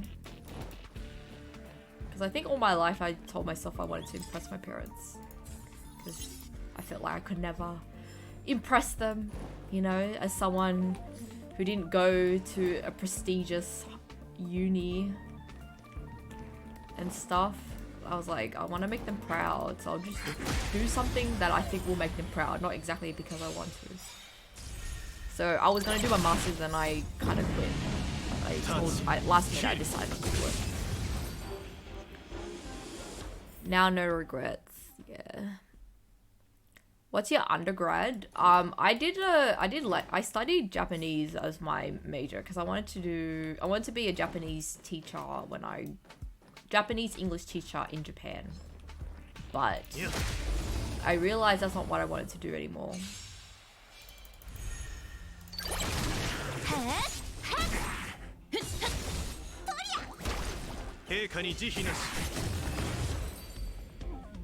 I don't really tell people what I studied because I feel like everyone either studied something science or like just something cool, and then there's me.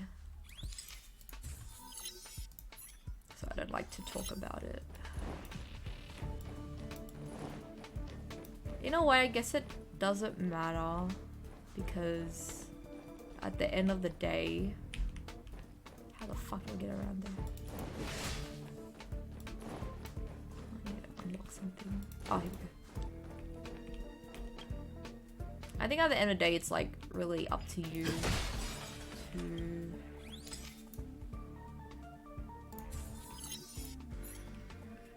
do it yourself. It doesn't matter. You don't have to study.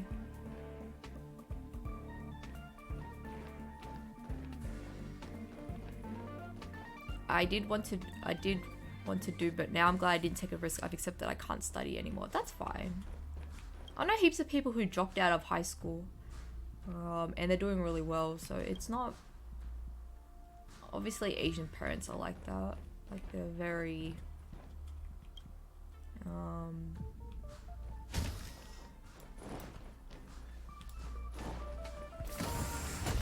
Fuck.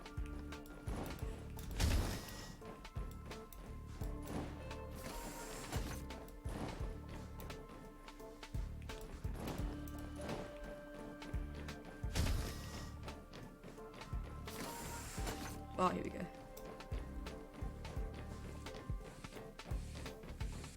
退陣するときは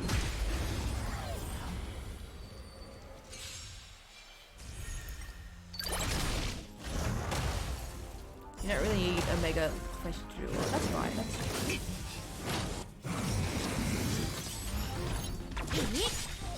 My parents just cared about financial stability, but also like a job that looks cool. I mean, that sounds prestigious. Like they think it's cool that my brother does IT and stuff. And they did try to talk me into studying IT or becoming a teacher or doing business, something business related, like just anything that if they were to tell other people, they'd be like, oh wow, this is fun. But I think they've kind of like, they're over it now. But before then it was pretty bad. It kept reminding me of how I wasn't like my brother, or I wasn't like anyone. Like when I told them like I don't care what job I really get, as long as one, it pays well, and two, it contributes to a life that I want to live, which is obviously to get a house and travel and shit. But yes, it is what it is. It's Asian parents being Asian parents. Any of your siblings have kids? Yeah, my sister's got kids. I'm an auntie. I want to get to it. That's fine. Like, there's nothing wrong with it. Like, if you want to do it, that's fine. Like, I applaud you for that. I think I would say, like, don't ever push yourself into something that you don't want to do by other people.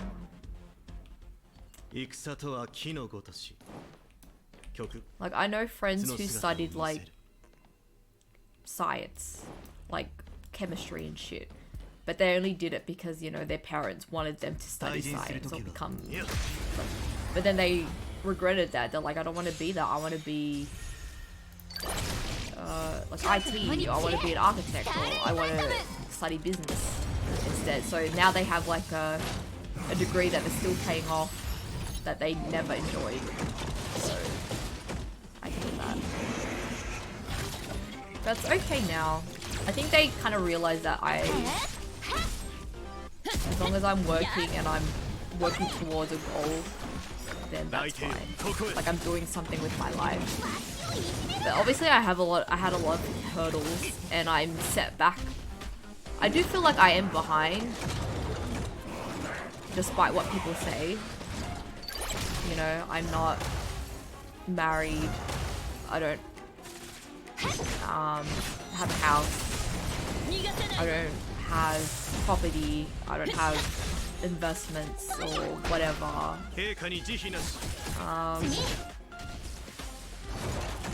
Still living with parents, trying to save money, kind of thing.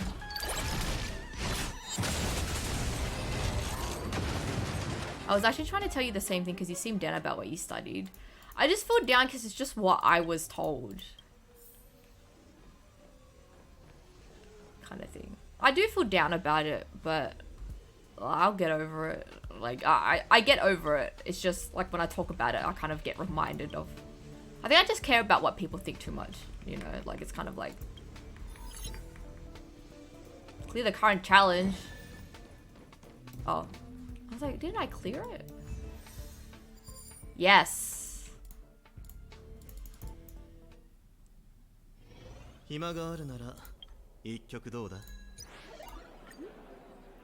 Yay, I'm done. I can buy everything in the store.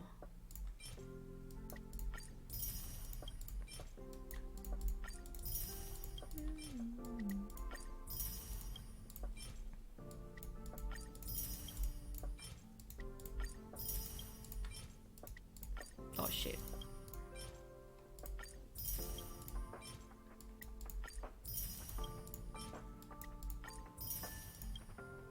Don't worry, when you get to 30 plus you give less fucks. I hope so. I still think I'm really old, but I hope so.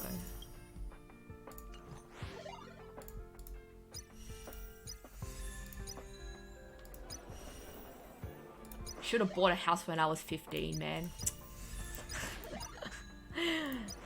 Should have invested or something. Why was I in school?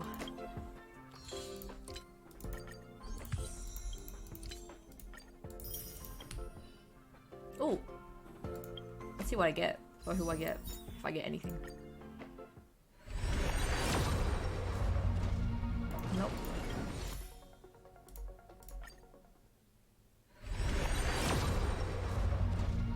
Nope.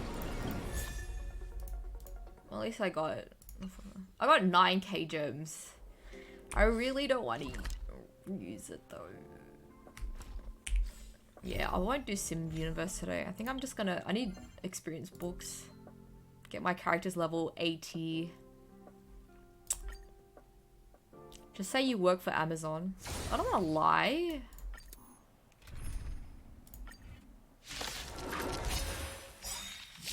Auntie Viv, Pog.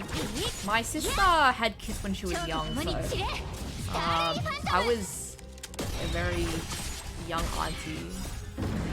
But yeah, they had... Well, my mum and dad had their own kids, so...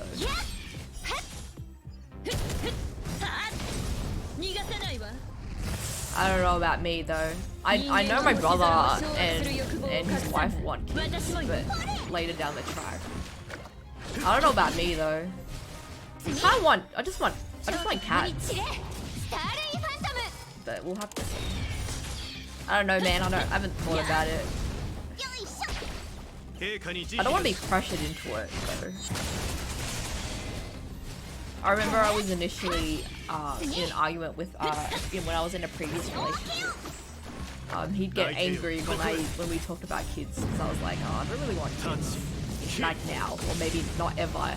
But right now I don't think it. And he got angry and we'd always argue about it. And I'm just like, man, okay, whatever. Twitch is owned by Amazon too. Look, if I said I was a streamer, like I'll definitely say it. But whatever.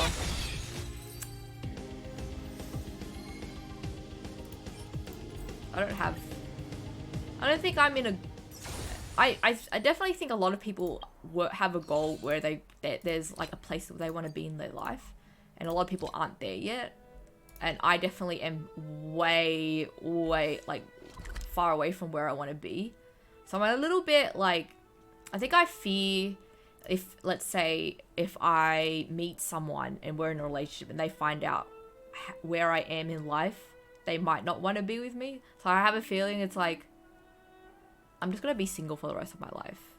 I don't know.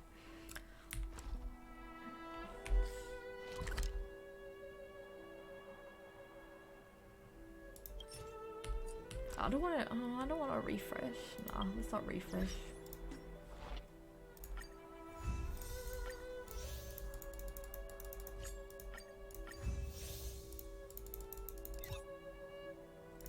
I think I might too. Like, I feel like men want a partner who's not set for life, but you know, is like financially responsible, maybe not so much fucked up mentally, knows what they want, is ambitious and shit. And I'm like the complete opposite of that.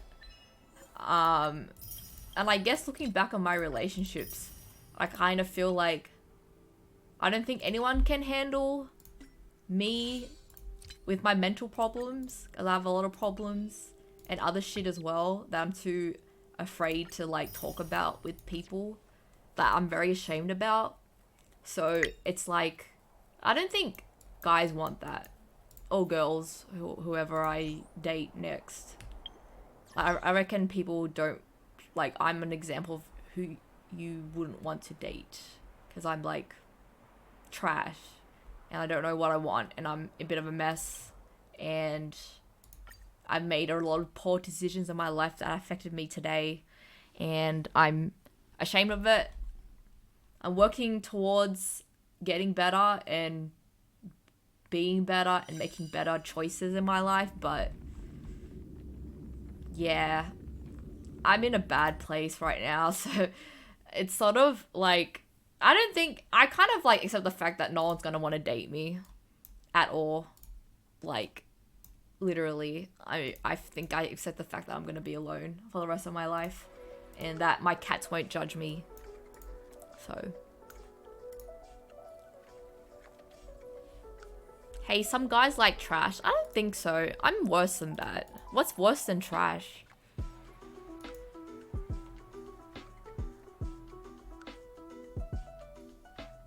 Relationships are overrated though. Not really. When I see a couple I expect them the worst. But I don't care as long as I'm happy. If you're happy, that's fine. If I want someone who accepts your flaws, I fucking hate my flaws though. That's the thing. Like, people be like, oh, you know, like, if, like, you need to love yourself or accept yourself before you find a relationship. I think that's somewhat true, like half true. I think you can be in a relationship and still work on yourself. I think that's still possible. But I think, for me anyway, I think I'm so fucked up that I'm just too fucked up, like, everywhere. Emotionally, mentally, physically, financially, everything. So it's like, who's gonna want that? I don't want people to have that. I don't want to burden people and shit. So unless I sort myself out, which I am, I definitely think I am in a better place now compared to, let's say, 2 months ago. Because 2 months ago I was struggling a lot. But I still feel like this is not enough. I still feel like where I am at the moment is like, no one's gonna want that. No one's gonna want to deal with my fucking, like, problems and shit, you know? So it's just better off for me to be single. Date Jingyuan. I'm already dating him. I just tell people that, like, I'm dating, like, people that don't exist. Damn, even financially, I wouldn't say I'm fucked financially, but I would say in the last year or so, there were things in my life that caused me to financially suffer. You need to be happy with yourself. We're all flawed, don't worry. We're just winging it. But, like, I'm, like, literally... How do I say this? I don't know. I feel like I have too much on my plate for someone to want to date me, if that makes sense. And I think also...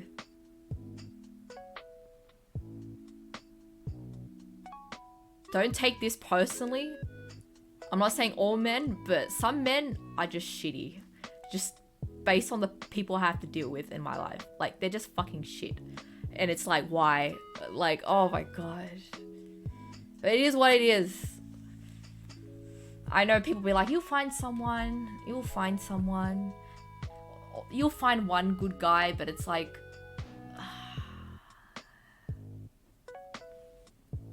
Just say you hate me. I hate you. Private relationship is a struggle together. That's what I want. Like, I don't expect people to be perfect, but I think for me, I give myself too many high standards. I feel like in order for me to be in a relationship, I need to deal with my shit. Like, I need to, you know, A, B, and C, D, E, F, G. But it also doesn't help that,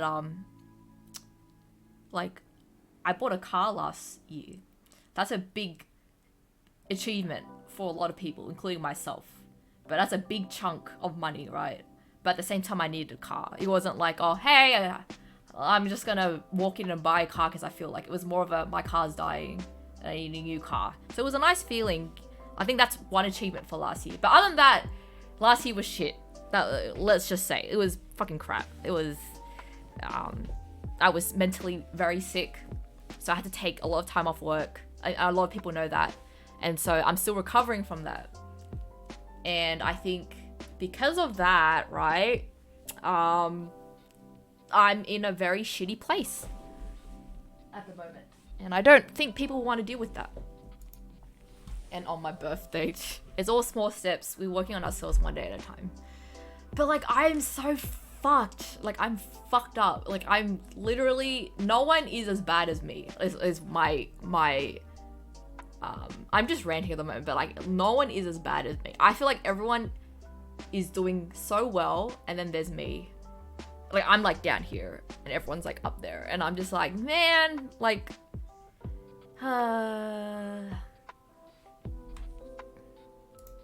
hit one more goal. What's a goal that I want to hit this year? Well, my goal has always been to be mentally better, but that's gonna take a while. 10 years of depression is gonna go away. So that's definitely an ongoing goal.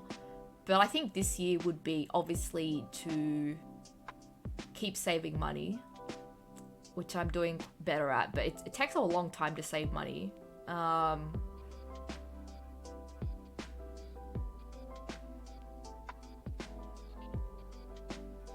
don't know what goals to hit this year.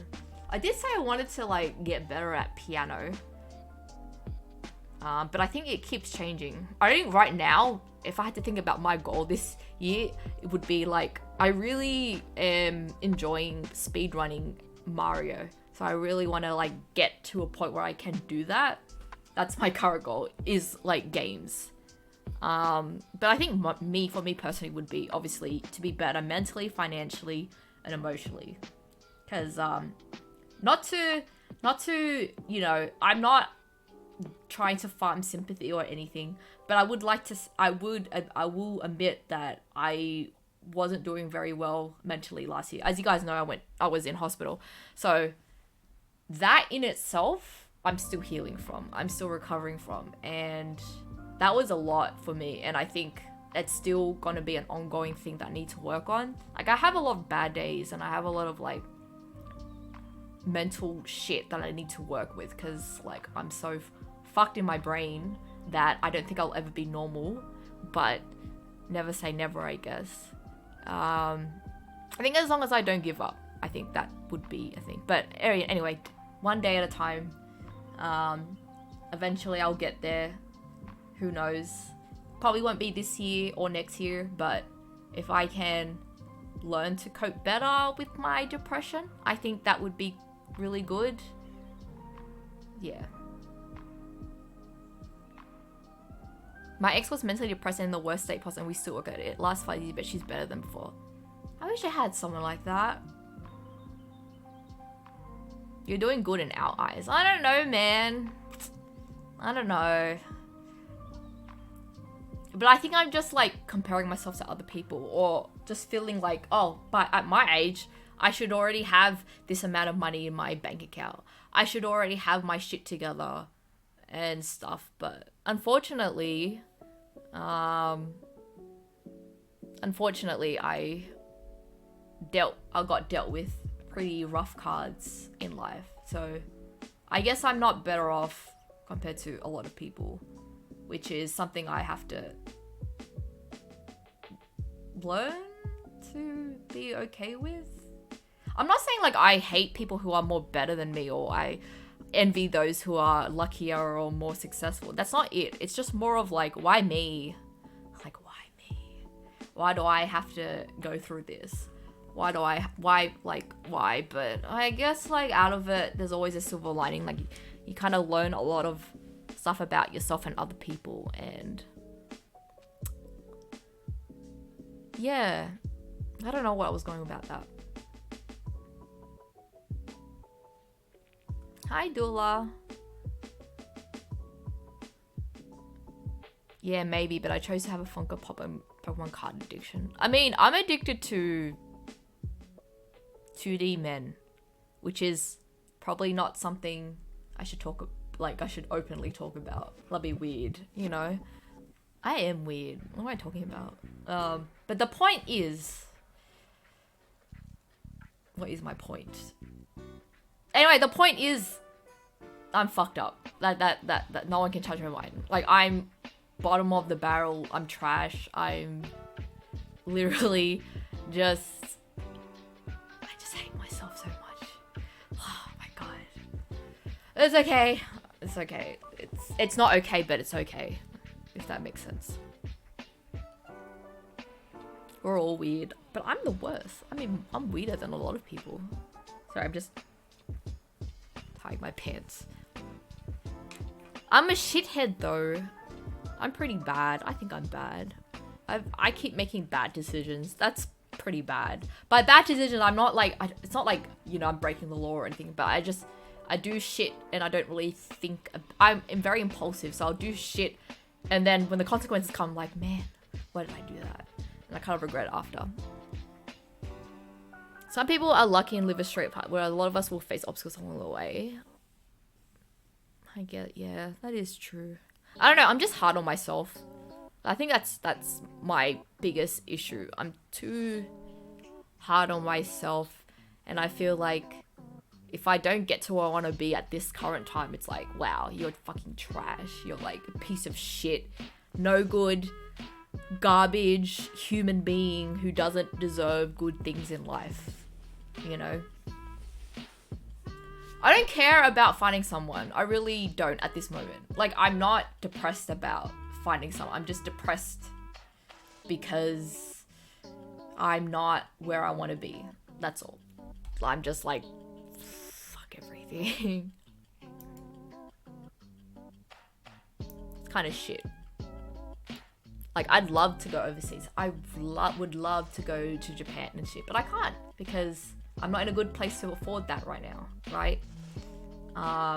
Like to like, you know, drop down a few $1,000s to be able to travel, you know, whereas I see people travel and I'm like, man, I wish I could do that. I could have done that. If it weren't for what happened last year, I reckon I would have a lot of money. If I didn't buy a new car, I would have a lot more money. So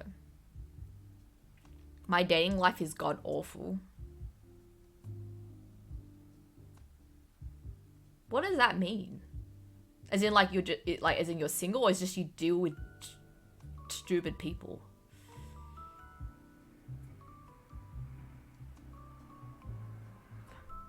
How do you have a bad dating life? Is it like you just can't find someone, or I don't know what that means. I haven't dated a lot, so I don't know what that would entail.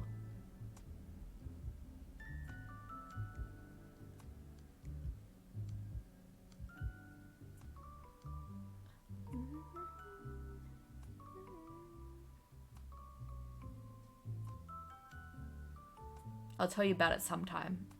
I have only one relationship as well.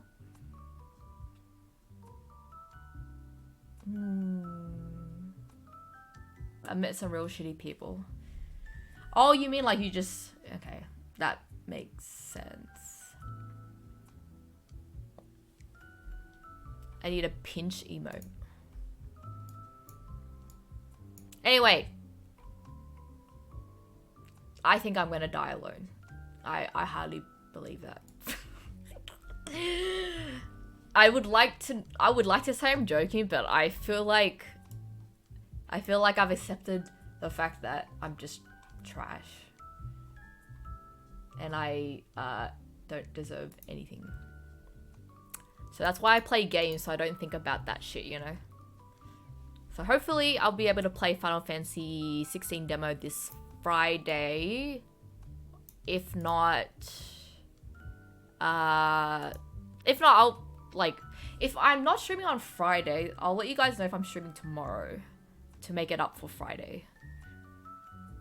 But I don't even know if, like, I'll even go Blackpink. That's the thing. Like, if there's tickets, like, do I want to go or do I want to, like, save money and pay off my PS5? We gaming? I have no idea. Trust me, being single isn't as bad. Oh, no! Like, that's, like, I think I'm okay with being single, but I'm just saying, like, I'm trash. Like, I'm a trashy, like, I'm garbage. I'm, like, useless, worthless human being who's accepted the fact that she will be single forever. Kind of, you know. Some of us don't have a choice. What do you mean?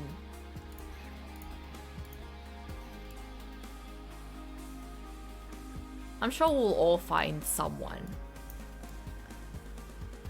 Just not me. I won't find anyone. Wimp wimp. Hi, Quicks. You're late. I'm about to end. We can all be single together. Yeah, let's do that. Let's just all die alone. Wait, I came for Star Rail. Yeah, I'm about to end my stream. My bad. Sorry. I was meant to end my stream like 10 minutes ago after I finished Star Rail, but I finished Star Rail. So. Single, let's go. You can't say that, Tony. Now I'll pass on being single. You can't say that either. You're not even single. You have no say.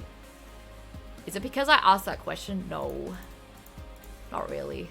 I kind of just wanted to rant, you know. It's been on my mind for a while.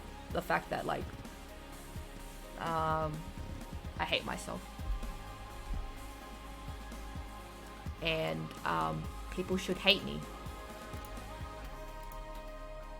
Imagine having to pay for someone else's gacha rolls or your partner taking away your money for more rolls. What? Taking away your money for more rolls? Oh, you mean like having to be in a relationship where you have to pay money for them or buy them gifts when you could use that money to play gacha games? That is true. I doubt anyone who hates you. I'm pretty sure there are people that hate me. If I hate me, then everyone should hate me, you know. Alright, I'll stop being depressed. I shall end my stream. Have a good night, everyone. Thanks for hanging out. Thanks for the new follows. Thanks for the resubs. I will see you guys if I am not going to, if nothing happens, then I'll stream on Friday. But if miraculously I get Blackpink tickets and I end up going to the concert on Friday, then I will let you guys know and I will announce it. But most likely I won't go, so I'll see you guys on Friday. I'll be streaming Final Fantasy 16 demo, and I'll play some Genshin, but yeah, most likely do Final Fantasy. Damn girl, go get some boba for depression. I already did. It wasn't enough, actually. I had bubble tea earlier, but I guess I needed 2. Maybe that was the reason why I was sad today. I didn't drink 2 bubble teas today. I think I'll do that tomorrow. You have a PS5? I bit the bullet and I ordered one, but I paid it off. I didn't drop like $700. I paying it off slowly. Stay hydrated and stay sexy. Yeah, you guys stay hydrated, stay sexy. I'm not sexy. Pog, see you then. Yeah, if I don't go Blackpink. So, alright, I'll shut up now. Bye, guys. Take care of yourself. Have a good day, night, morning, afternoon. Thanks for hanging out. Feel free to follow my socials and stuff. Until then, hydrate. Make sure you take breaks, look after yourself. Be nice. I don't know. Do something fun for yourself. Bye, guys.